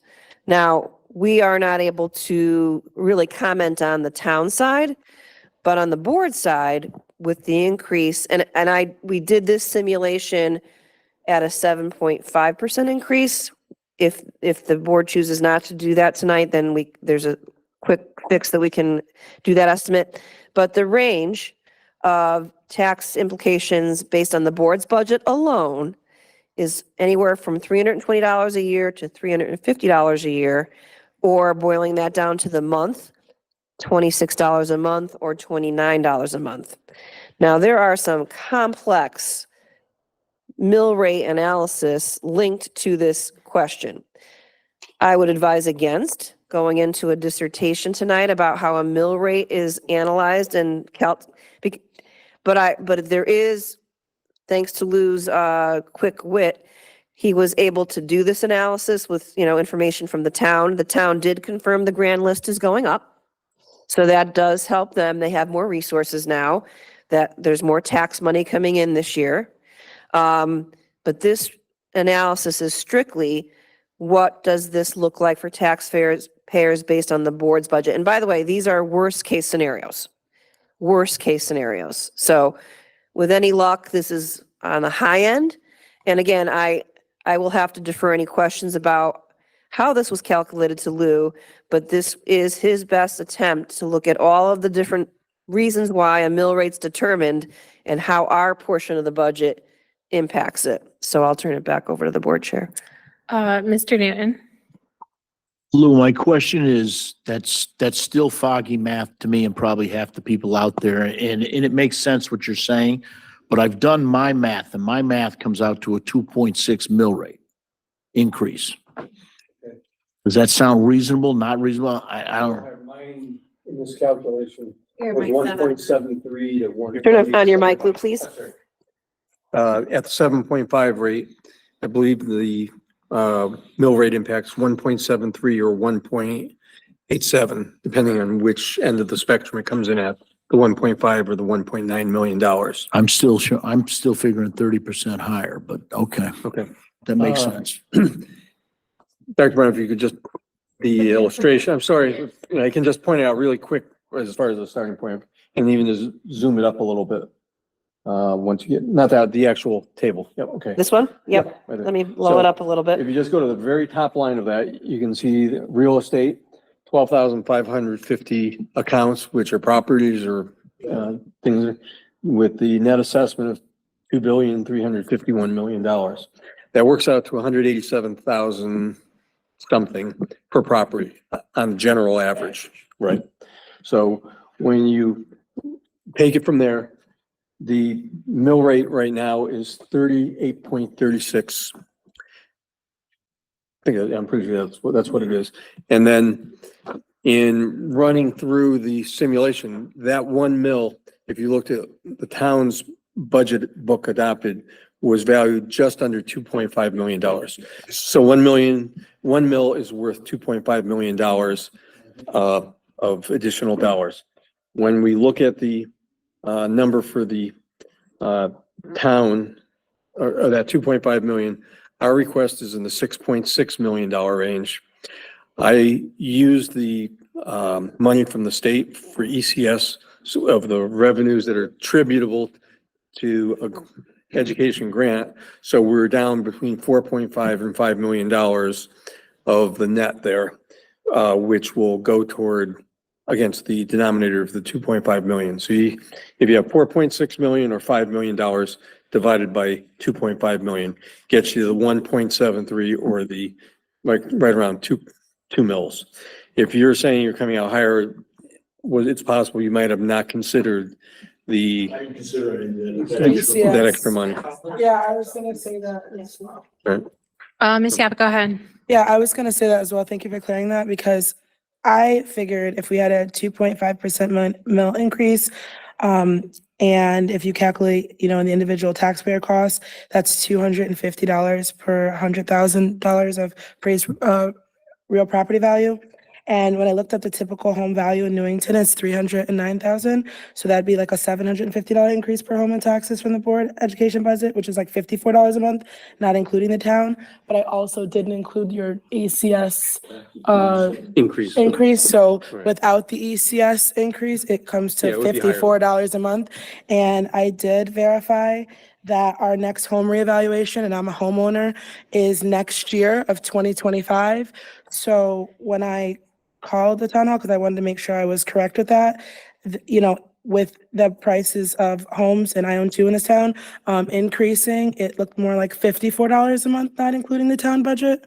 So if somebody knows better math than me, then help me figure that out. Is the tipping point the impact of the ECS money, Lou? I think that's what I heard you say. Yes, that's really the key differential here, That right? was what their. mic's not on. Oh, thank you for correcting me. And that was with the ECS money and predicting the increase is in home values. So So it wasn't. big deal. your mic's also not on. 309, it's, the taxable rate is 70% of that. So you're on a high number to start. So it's really 260, which would bring me closer to where you're coming up with your numbers. Right. It's all based on which factors are most relevant. Since those new state revenues are directly tied to education, even if the town doesn't want to appropriate it to education, it's revenues that were provided to the town for that purpose from the state. So you could completely disregard that, and if they put all $1.5 million or $1.9 million against town municipal operations, they certainly have the right to do that. But what would be a fair basis for recognizing what we're getting for grants from other sources that will definitely reduce the mill rate? It goes back to what I said before, keeping education money in education. So quick follow-up, Lou. So if you factor in 17 million, the state gave the town, right? ECS money, 17 million about? The rough Right, estimate for next yeah, year. It's right. 15 And then what we can add to that is other special ed money. That's about 1 million, 1.2 or something. The excess cost grant? Right. Now, that's a current year operating expense offset. That's What goes to usually- the town directly? The money that goes to the That town? goes to the board directly. Which money goes to the town that we don't get? It Just goes to them? ECS and ECS adult goes to ed. the town. And there was another one. And adult ed's pretty Health small. ed and the health services. And that's how much would add up to about? It was 180,000. ECS is $6,000 for the health grant, Oh, that's- and I think it's about 25,000 for the adult ed. Yeah, so the big number is like about 17 million. That is like basically it's our money that the state gives to town, and then, it doesn't go into our budget. I think that is essentially how it works. So again, to be very clear, especially for all folks listening online and for the board around the table, this is Lou's best math based on the figures that he had available. It's only, it could be high or low either way, but I think these are pretty good numbers based on all factors that were used to calculate. And again, this is just on the board side, what the town has, because their budget process is just about starting. We're much earlier on in the process we have to go earlier than they do in terms of our process. Yeah, and I just want to clarify too, for everyone listening and for the board, this does not mean when we pass the budget tonight that our taxes are going to increase by this much money. So there is way more that is going to go into the town budget. They're just like Dr. Brumett said, they're just starting their process. They haven't even gotten their budget books yet. No. So we transmit our board budget and that goes into the town budget. So there's so many more factors. There's CIP, there's just all the other departments that have, input into the final number of the mill rate and taxes and everything. So this is strictly on the information that we have and that we can control, which is the number that we're going to be voting on today. Go ahead. You made me think, my question is annually, Lou, a rough idea. What percentage of the whole budget of the town is the Board of Education? Is it 20%, 30%, 50%, 40, 60 to 63 historically. 60, 65% of the total budget for the town? Yes, which is typical. Yeah. That's typical for most towns. Okay. All Mr. right. Halloran has a question. 65% of the town Roughly. budget, roughly. Quick questions going back a little bit. If we can go to slide 41. I tried to find it. I couldn't. What's the total professional development budget? We're looking to take Currently. 20 It grand. was 80,000 requested and I asked to bring it down to 60,000 again because it's been 60,000 every year. That's what I Yeah. thought. Thank you. All right. Not for delving into tonight, but just for the board's edification, I do spend time advocating for higher state resources to offset board budgeting. So I did testify twice this month, both in written and in one case oral online and that was about not only ECS, but it was also about excess cost, in an attempt to bottom line is to have better resources for the district, but also less impact on the taxpayers. So that is something that I believe is part of my role, and I do spend time doing so. And last but not least, here's where we're at.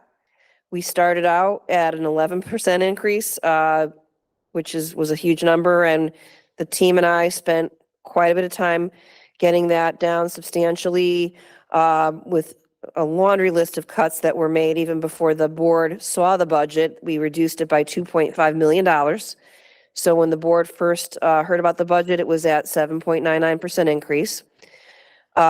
If the board were to recommend the $57,000 in those lines that we talked about, that would bring the budget down to 7.92% increase. And lastly, there was dialogue among the board at our last meeting to really get this budget down to 7.5%.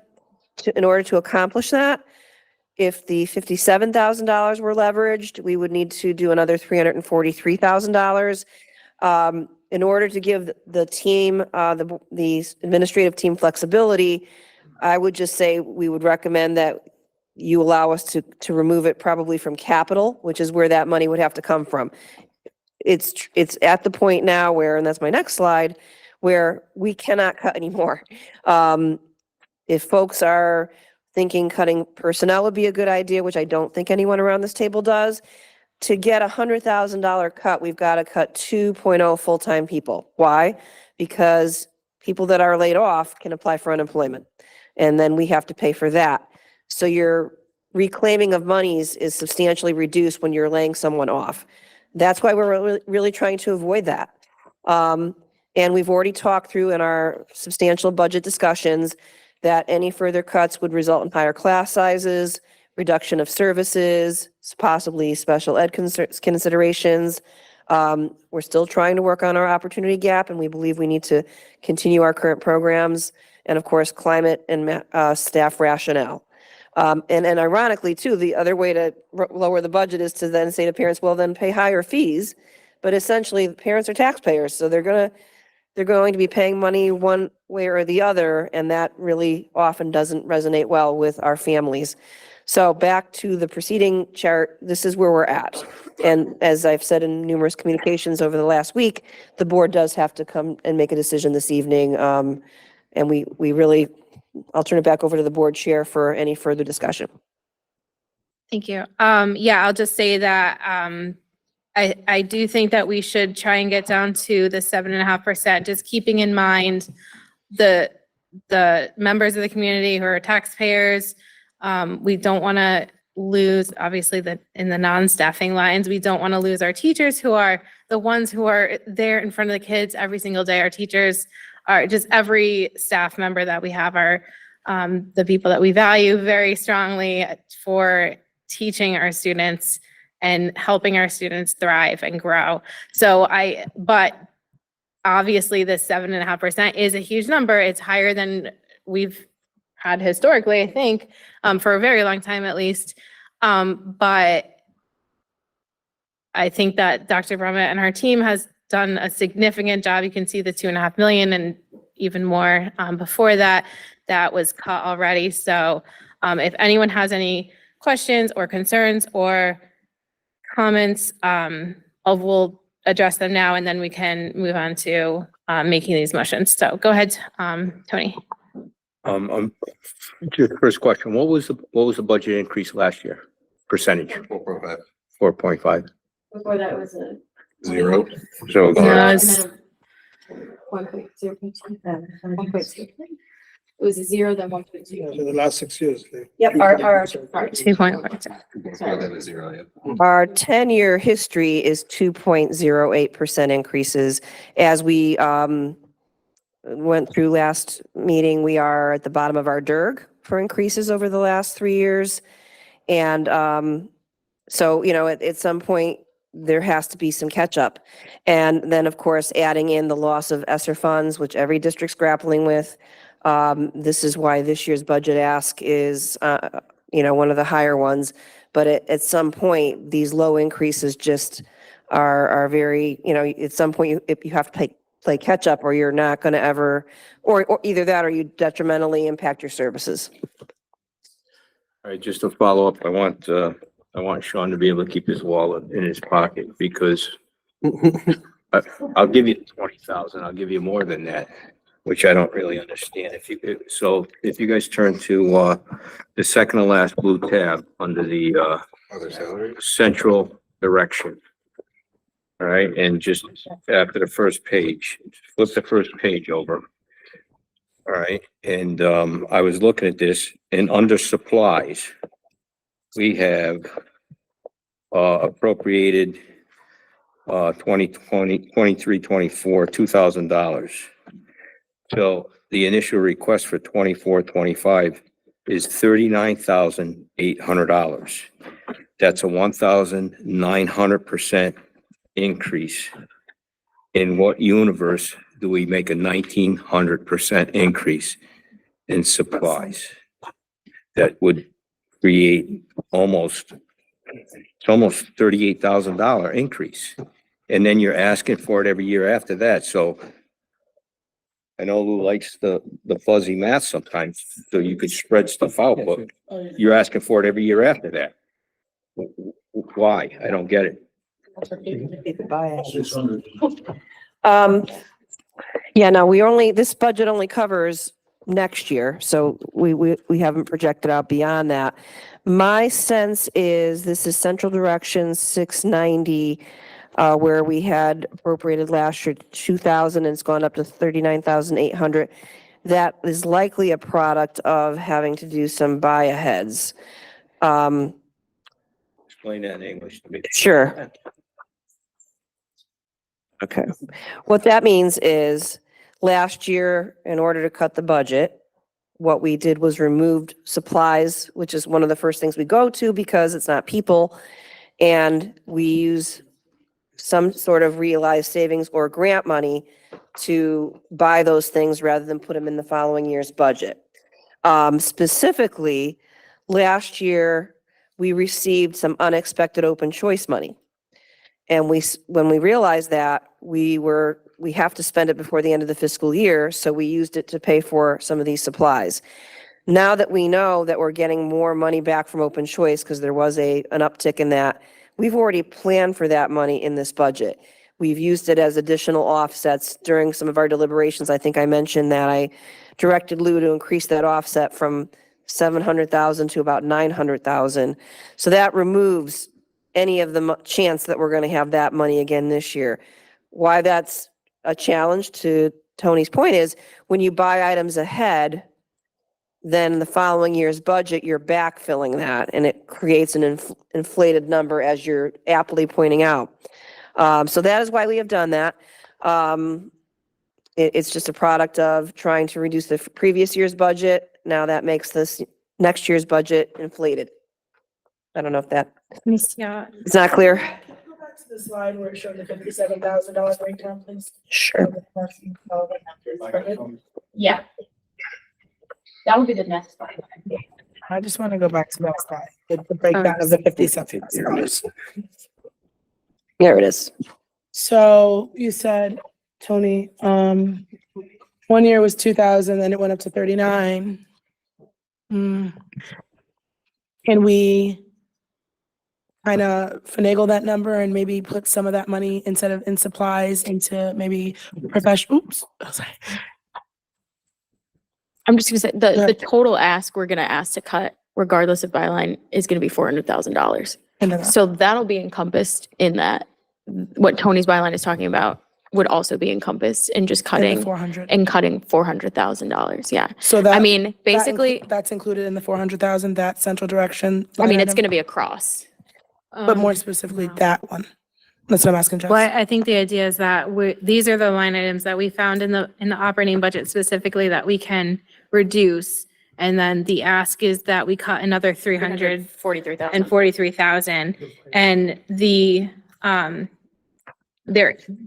there is flexibility of where it gets cut. I don't know, like, it's not going to be specifically a line item. Right. I mean, right now, I believe it's likely that the board is cutting these items. However, to get to that balance of 343,000, we are not sure where that's coming from. What we're hoping is that we get a little additional special ed reimbursement from Open Choice that would reduce the amount of money that we need from that MOU, or increase what we can get from that MOU.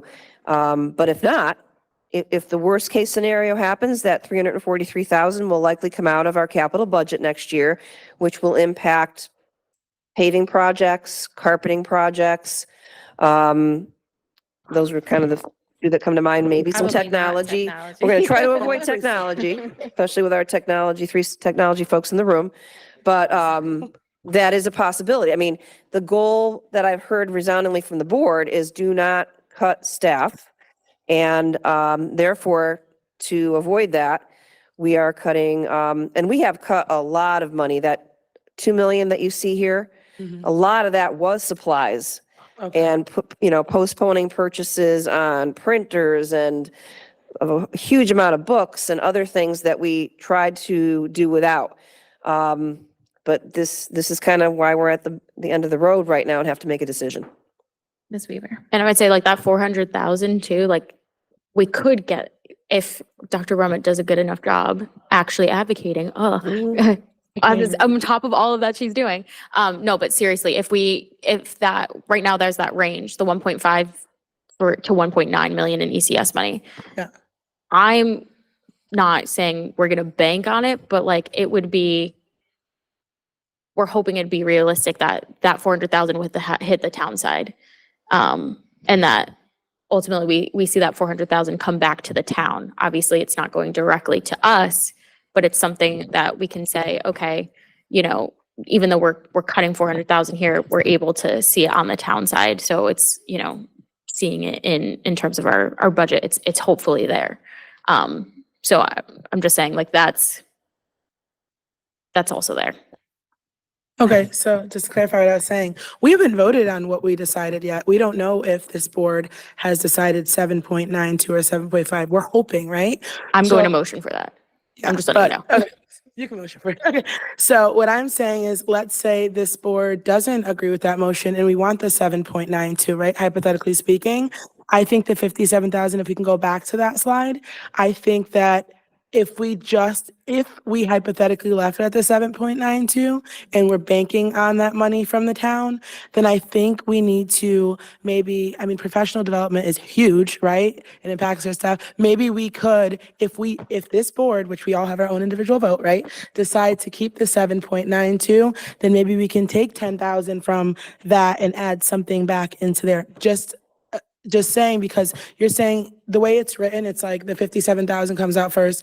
And then if we all decide, it'll go lower. But if we all, because we have our own individual vote, we're all elected, right? Decide to stay at the 7.92, can we maybe take something from the line item that Tony is suggesting and maybe add it back into possibly like professional development and maybe hope on the town, helping us with that other fund? So, do you know what that line item is Here. exactly?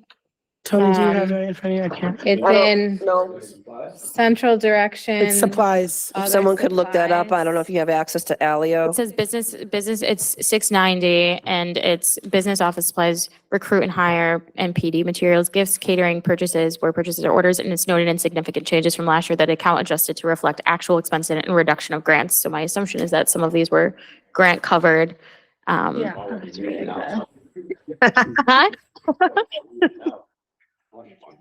No. It says recruit and hire. Yeah, Yeah. I would rather, like I said, you don't know, and none of us know if we want the 7.92, and we're just gonna be hopeful that the town helps us. You can put the motion in, but ultimately it's our decision individually, and we want, more for our children and our teachers. So if that doesn't pass and we want to stay at the 7.92, I would hope that maybe we can take something from that supply line and add it back into professional development. That's all I'm Yeah, saying. so we're actually at 7.99 currently, and Yeah, That's correct. We haven't will cut be- anything. We haven't cut anything as a board. And I would just clarify are you talking about the line for the 20,000 for the PD? So right now they're requesting 80,000 and the ask has been 60,000 every year. And as Mr. Farisi showed, they're not at 60,000 yet this year. They have $6,000 left to spend because there's a budget freeze. So I'm just thinking, do we need $20,000 more of PD materials when we haven't actually expended the 60,000 we have this year? So, right, but I'm thinking, again, what's going to be the most student impact one, and $60,000 worth of PD stuff is a lot. And we have a lot of it covered by grants, but if we're just looking at places to cut, that just seemed like if we already had one that was consistent every year at 60,000, it just seemed a lot, in my mind, a logical choice to be a place where you see a significant increase. As Tony's pointing out, there's a percentage increase, right? $20,000 increase from year to year. Those are the more obviously drastic ones you see at first sight. That's, yeah, exactly. No, right. So I'm looking at it going, okay, that one's an easy cut, right? So you're saying year after year, it's always been 60? Is that what you're saying? So they've never had an increase?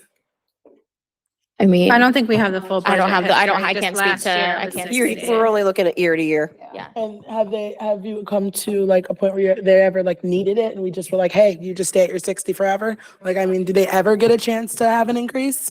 Other departments have, so I just don't understand. I mean, I can't speak to that. I guess Mr. Farisi could.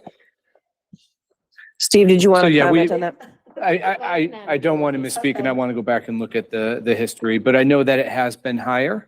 And then we've had opportunities to offset it through grants at times too. So we've looked at both and we've managed accordingly. And I would just add to it that one of the grants that we use for this is the Title II grant. That is one of the ones that Jessica referred to that is a requirement to use it for professional learning. And we have been using it the last few years for some really big contracted items that we will not need it for next year. So there will be more availability to provide funding to, that we might have normally done the operating budget. So that, to me, makes me a little more confident with staying at 61 more year. Title II, yeah. And the Title II is just for professional development or is it for other? It's primarily for professional learning.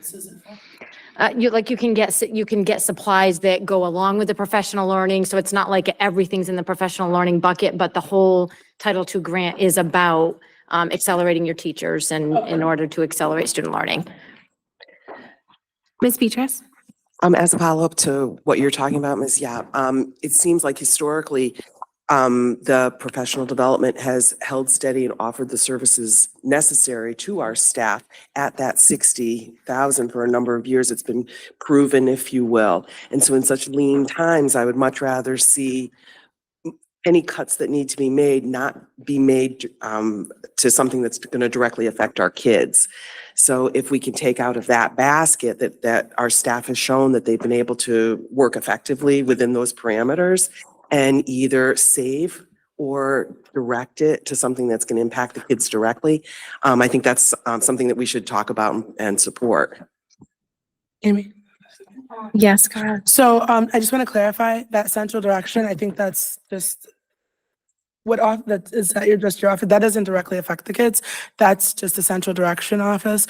And like he said, the Title II grant's been helping them. But as we see, like, well, that's what when he said the Title II, I wrote it down, grant's been helping offset some of the additional costs. So that doesn't directly affect the kids. It's just a supply line. So I want to make sure that was clarified. And to that end, I mean, everything that was suggested in the previous slide, if I can go back to that, the $7,000, those are all things that will not affect kids because the memberships and PD that we can fund from other things. I mean, I think the bottom line for this evening is that we have looked at every possible cut we can make. The board had some discussion last week that it might be more palatable for the town to receive a 7.5% budget increase. And I was tasked with, well, what would that look like? So we looked at the things last week that were $57,000 worth of cuts. And then we were asked for where does it go from there? And the one thing we can say definitively tonight, when the board has to make a decision, is that 343 would likely come out of capital. If we have, that's where it's likely to come out of.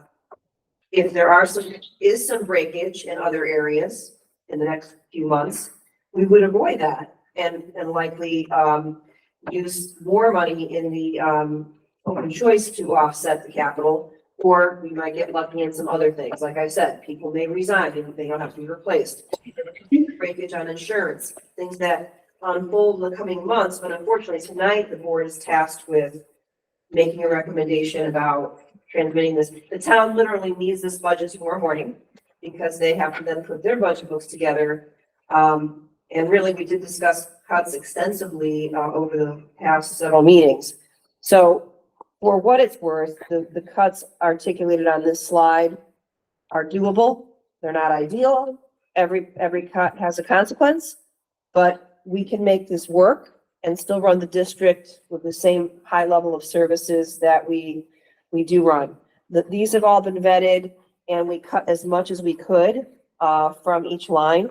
And again, as I tried to explain, and I know it's a very complex concept, is in the course of cutting last year's budget, some of these lines were deflated because we wanted to cut it last year and we brought those items ahead with some grant money. Now we're paying the piper and that looks like a very large increase when in fact it's artificially inflated because of the buy ahead that we did last year. All decisions we make to get the budget to balance, but all of our decisions have some pros and cons to them. I would recommend to bring closure to our budget process, that the 7.5% is the way to go and hopefully will be palatable to the town while maintaining our services at the level that we need them to be. Thank you. And I'll just add to that, budgets are fluid. We know that throughout the year, things change that we can't predict. So this is the absolute best guess possible today. And our deadline, we're at our deadline. If anything changes between now and when we present to the town council in the next month, we will come to them with those changes. But today we need to make a decision. So I will entertain a motion. You may. Well, I'm a taxpayer and I don't understand a lot of stuff and I'm just learning a lot of things. So I understand that there's festivities for the graduation and the BOE pays for that. Is that correct? That's What kind of correct. money is that we pay out for those festivities? It's, line. I'd have to double check that, but I'm gonna Ballpark? put about $30,000 and that's the cost of the graduation venue, the flowers, the programs, the cost of diplomas, Talking about the festivities after. Oh, that's not paid by us. That's That is project not us. graduation. Oh, you mean Grad, project graduation? that's I don't know Zero. what I mean. I just know someone had mentioned that there's some kind of, Party afterwards, somebody No. sent me an email, so that there's Oh, a staff staff party. party. Oh, after the. Yes, So there is a reception. I believe that costs, I'm gonna guesstimate that's $10,000. Yeah. It's like after, all of us are together with Yeah. teachers. It's just something we've done every year. All of us, get together afterwards, like a small room, there's catered. so it's $10,000. That's correct. Yeah. And so then 30,000 on the other side, so that's $40,000. I know I can't make it that day, so put my money down back into the budget. All right, we'll take off $10. Yeah, $10, it's back in. Okay. All I right. can note something too. And I was just gonna note, I know that's a very, graduation is a very controversial one and I've gone back and forth on this too. And there's a lot of, no, 100%. And I think it is a line item in our budget. It's under, I forget which tab now but we did go over it in budget. So just go back 10 hours in one of our things and you can find it there. But I think one of the things too is we did do an analysis probably Last year. Okay. I was like, what time? We did, we looked And, at like, a bunch of it's- different venues And and, even our own, which are very expensive, it wasn't cost effective. And then we've Correct. also talked about doing it as, everything we looked at, other than outdoor venues was substantially, equally expensive as what we're doing right now. We don't have capacity to have it on our own campus because of our large number of graduates. And we landed on the Oakdale. It's been a good venue for us. Parents are very pleased with it. So I don't know if that answers the question, and we'll take off the $10.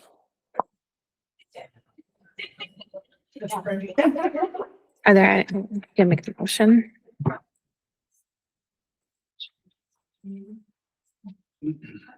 can make it. All right, I'm gonna move that, the 2024-2025 Board of Education budget be adjusted by the subtraction of $400,000 as discussed. We have a motion. Is there a second? Second. Do we have any further discussion on this motion? Okay, so we are going to be voting to reduce our budget to 7.5% increase as discussed. Please call the roll. Mary Beatrice, Yes. Can I ask a clarifying question? This is just reducing it from 799. Okay. Yes. Are we voting on the budget? No, we just reduced the budgets from 799 to 7.5 by reducing, by cutting 400,000. And then submitting it to the town to get. No, it that's sent. separate. That's what we said. That's good. Just reducing 400,000. Brittany said, Yes. John Halloran. Yes. Anthony Neely. Yes. Timothy Newton. Yes. Parati. yes. Sam Sharma. Yes. Jessica Weaver. Yes. Stacia Yap. Yes. Motion passed unanimously. Thank you. And now we can make a motion for the submittal. So, Ms. Weaver. Move the Board of Education transmit the 2024-2025 budget to the acting town manager in the amount of $88,367,110, which represents an increase of 7.5%. Second. Thank you. We have a motion and a second. Do we have any discussion on transmitting our budget of 7.5% to the town? Ms. Carr. I wrote a whole thing and I just wanted to share it with everyone just so I can share my thoughts and if there's any further discussion. So there are two universal truths. People will never agree unanimously about politics or religion. Here's a town I believe we all can agree our children's education is vital. They are the backbone of the future and teachers are often underpaid and overworked. I want to thank everyone at this table for their input and discussions and to everyone who worked on putting together this budget. I definitely know it wasn't easy. What the people don't see is we all discussed this after the last meeting together, and I'm sure individually over the week, we all took time to look at it. Looking at this budget, I've gone back and forth. At first, 8%, I said, no way.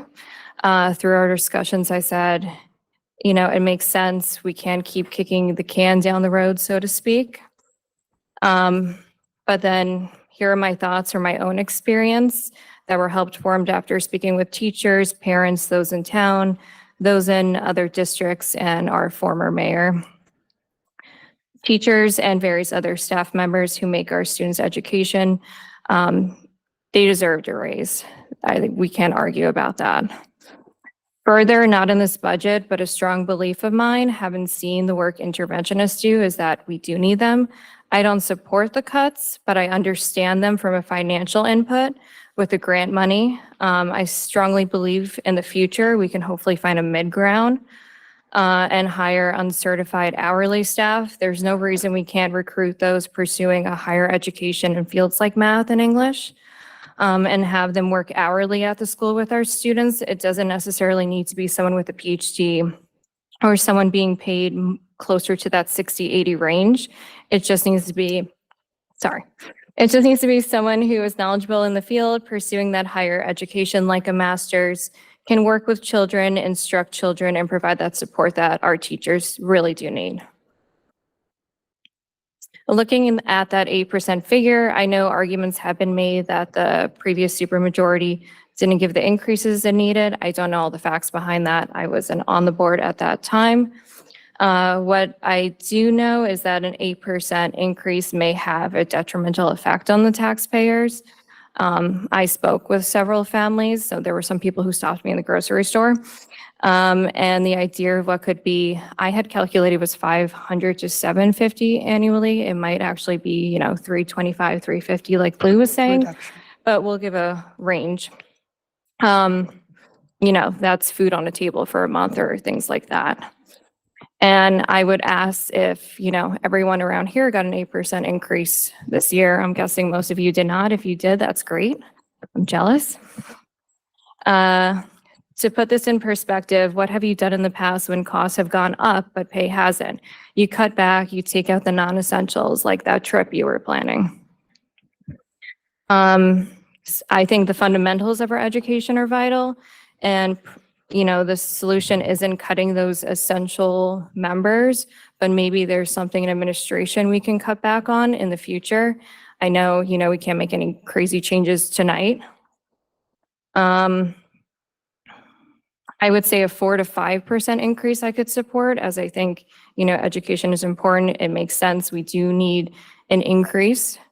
But I can't in good faith look at every taxpayer, those struggling, those with kids long out of the system, those without kids, and say, well, give more. Those with kids may say, well, I would do it, and I think that's wonderful, but the expectation can't be everyone. And once you give something, you can't take it back. And it can't be a continuous cycle of giving more. And we also must think about the future. And I know we talked about this, about what that looks like with all these building complexes coming in and an increase in students. So 8% this year, but what does that mean for next year? So that's my long speech. Thank you. Thank you. Ms. Weaver. It's like so eloquent. Like, thank you for doing that. No, I think it's really important when we come to the table. I think oftentimes people want to know what we're thinking, right? As Ms. Yap said, we all have individual votes. Like, what are we thinking? What are we coming to this board with our perspectives? And every year, this is my our fifth budget together, and this one. And every year there's a struggle, especially I think my first year was, we passed it probably like 15, 20 days after we went remote, not knowing we were going to be remote. And that was a real struggle. And I'm going to be honest, I didn't know as much as I should have about these budget, but I can tell you this 5-year time around. The struggle here is I look at our past budgets and I don't look at it in a light that, oh my gosh, it's so unfair. It's not us, like these kinds of things. I'm looking at it from, damn, if we had maybe 2%, 2.5% in 2020, and granted, there are so many other factors coming around to this with the ESSER funds, with the ARPA money and where those monies goes, but the targeted things we couldn't use them for, but we needed to use them for, and the extra, the demand on the system and all these other things. Like, it feels just like a really bad algebraic equation that I just can't solve.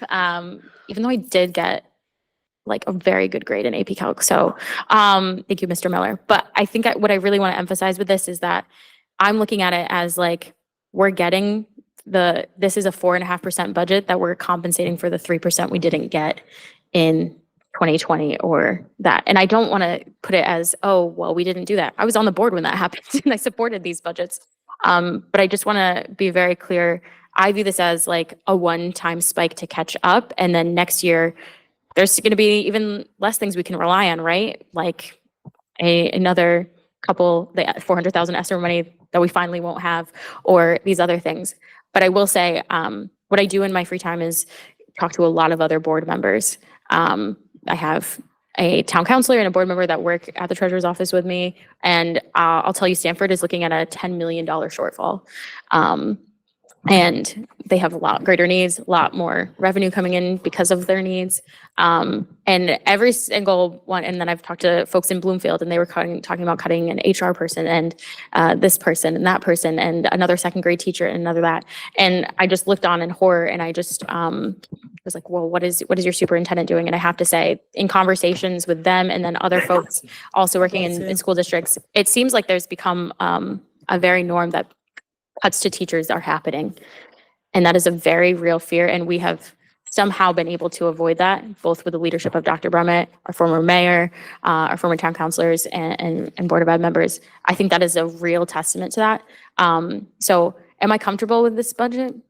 This scares the hell out of me. Like, as a taxpayer, no, it's not. But I also think about I'm thinking about the sustainable budgeting and going, if I don't address kind of that lack of spike that needed or consistency that needed to happen, at what point does the spike happen? At what point do we catch up? And I'd rather say I commit to this budget now with the intention that it will go down next year and it will be much less. And then I look at our DIRG history and I look at other groups in our district and I say, well, how consistent have they been? And they've been much higher consistency across those years.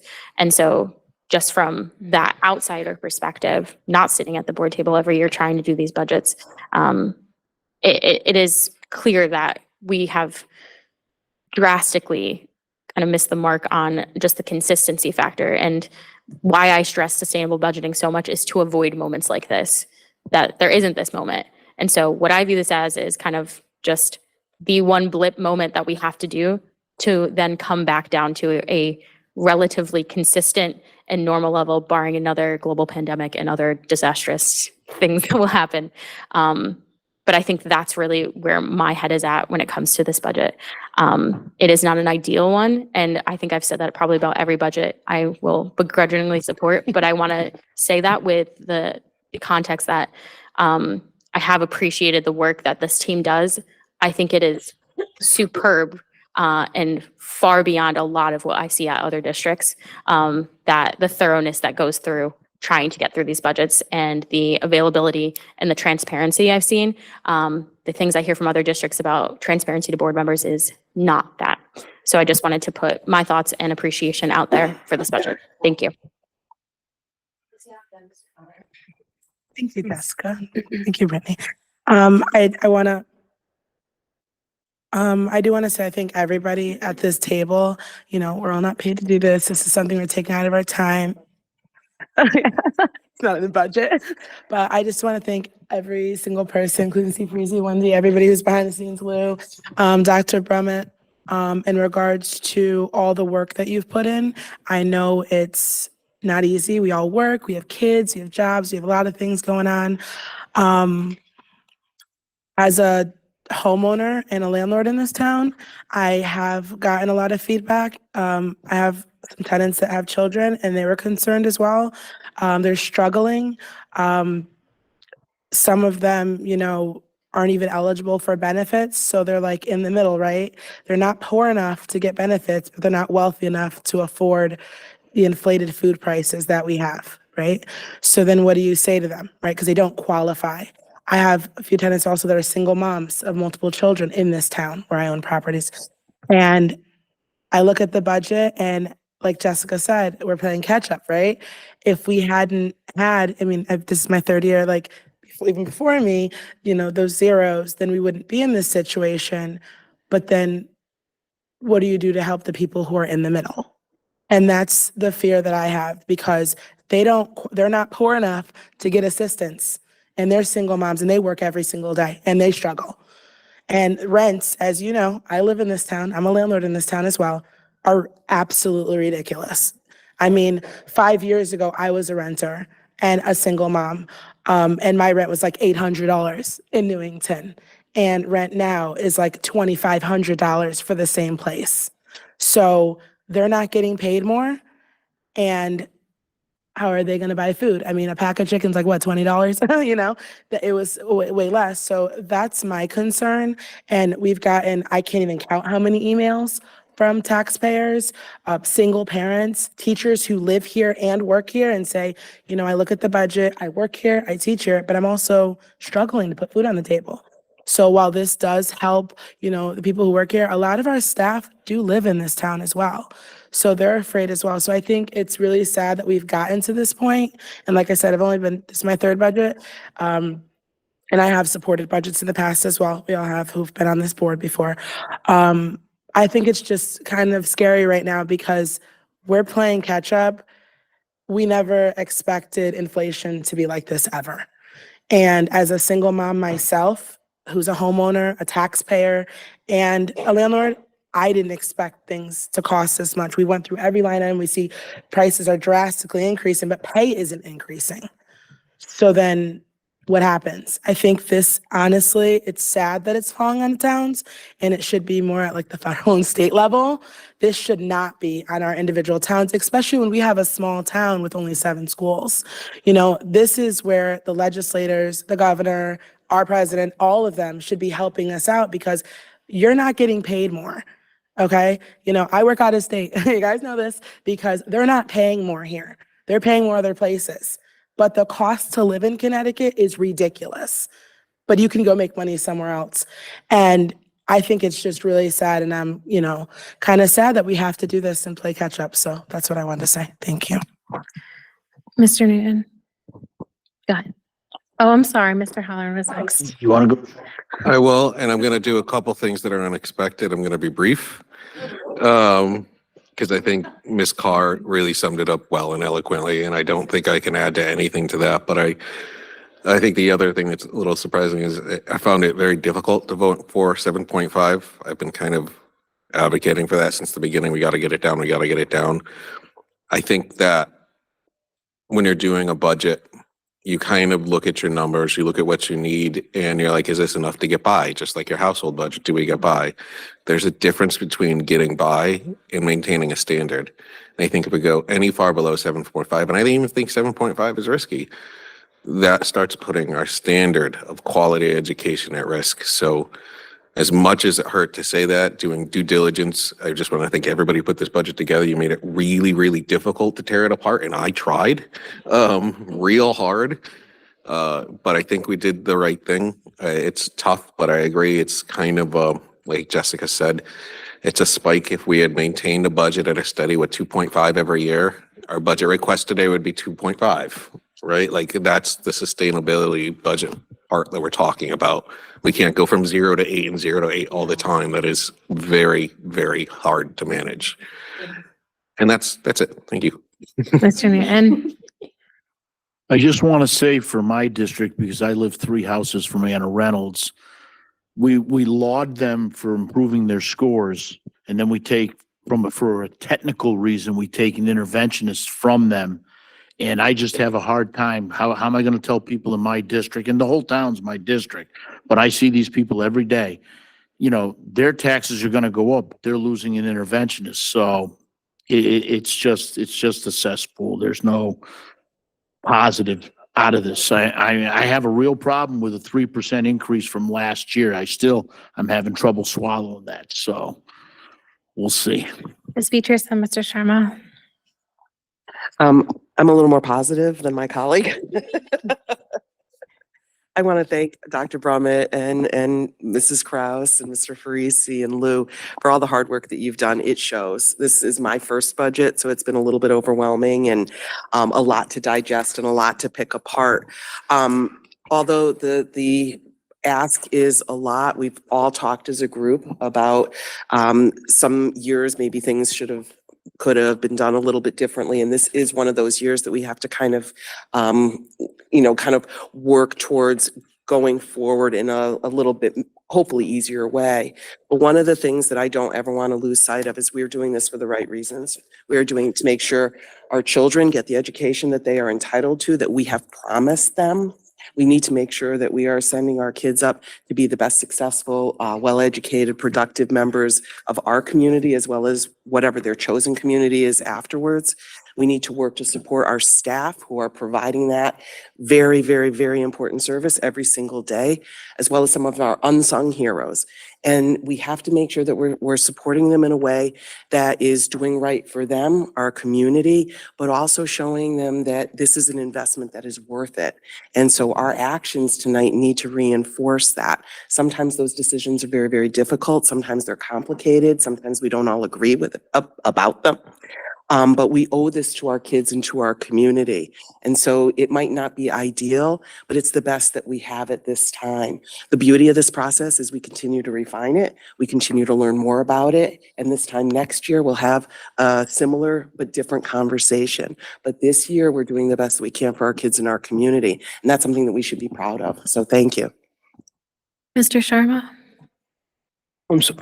I echo what Marie said and everyone else said. And I think in a nutshell, consistently, underfunding our budget for the past 6-7 years, and that's what happens. So it's a big increase, 7.5%. I believe in fiscal responsibility, but we need to do the right thing because every child that goes to our, in our school district is like my child, and I want to make sure we do the right thing.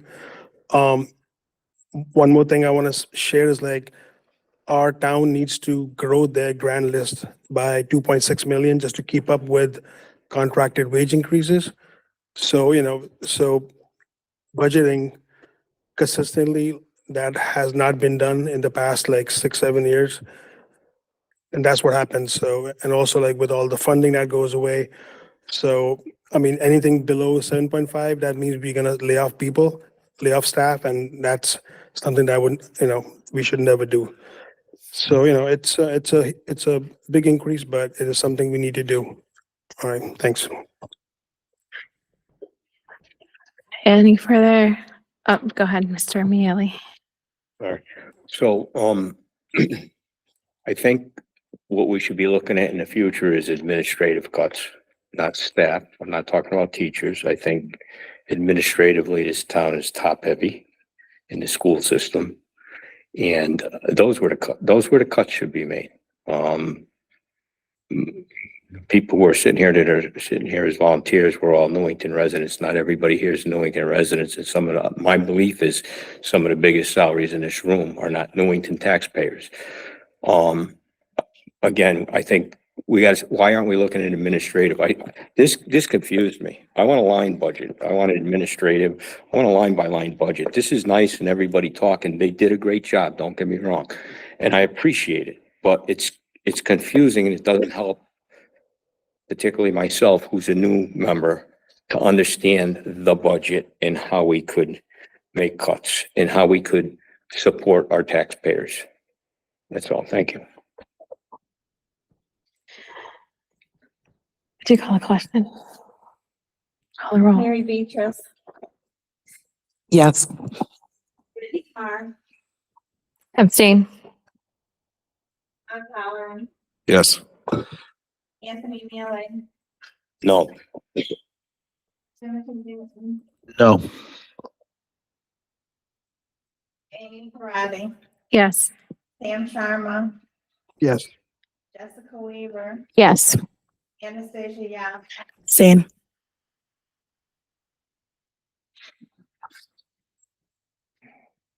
the motion passes 5 to 2 with 2 abstains. Thank you. All right, we have a budget, so we didn't all vote the same way, and that's okay. But from this point forward, this is our budget, and this is what we're transmitting to the town. So I want to thank everybody around the table for the conversations, for the hard work that went into the budget. We still have a road ahead. We still have to present to the town council. They still have to make all their decisions with all the other departments. I think I'll just say, I wish we could have gone higher. I wish we could have added those interventionists that we had visitors last week. It was hurtful to hear like the impact that they have on the kids directly. And then the fact that due to stuff that is still very complicated to understand, just with the current landscape and keeping the taxpayers in mind, it is not feasible to add those positions. There's other things that we would have liked to have that we couldn't have. But anyways, I appreciate the discussion and we will continue the process with the town. But thank you for your participation. And if there are further questions or anything, like if clarification, like you're always welcome to ask questions or ask for things in a different way. And I know that most of us are new and only some of us have been here a couple times before. So next year will be easier for sure. I thought my first year was definitely tricky, but it gets easier. It's very complicated in general process, but do want to thank you for participation. So that is our agenda for the evening. We move on to public participation on any matter related to board responsibilities. If you're on Google Meet, you can raise your hand or call 860-665-8659.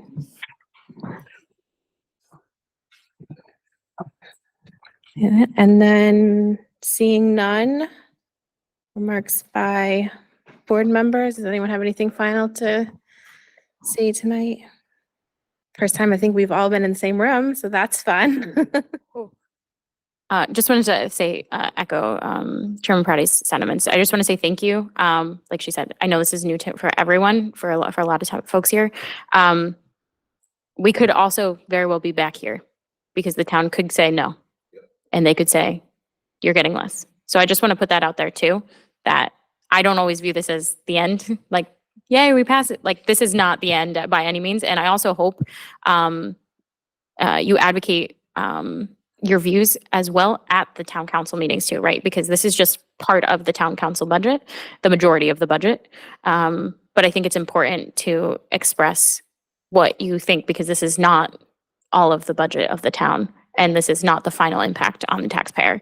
And I hope that we can work with the town. And like I said, maybe not this year, but next year, looking at shared services with other towns, looking at ways that we can reduce costs internally. I think we've done a lot of good work. So I just want to thank everyone for earnestly doing this. And I know not always in the past, everyone has expressed their opinions about why they voted the way they did. So I want to thank you all for doing that. I think it gives clarity to the town, and I just appreciate everyone kind of giving your insights into it. It helps bring transparency to the town. So I just want to say thank you. And also get your Mamma Mia tickets. And Newsies. Yeah, I'm sorry, and Newsies. Those just dropped.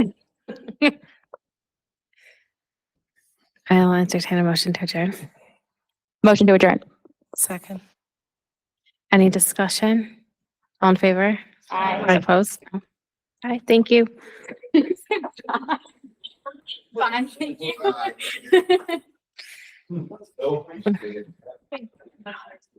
No, really?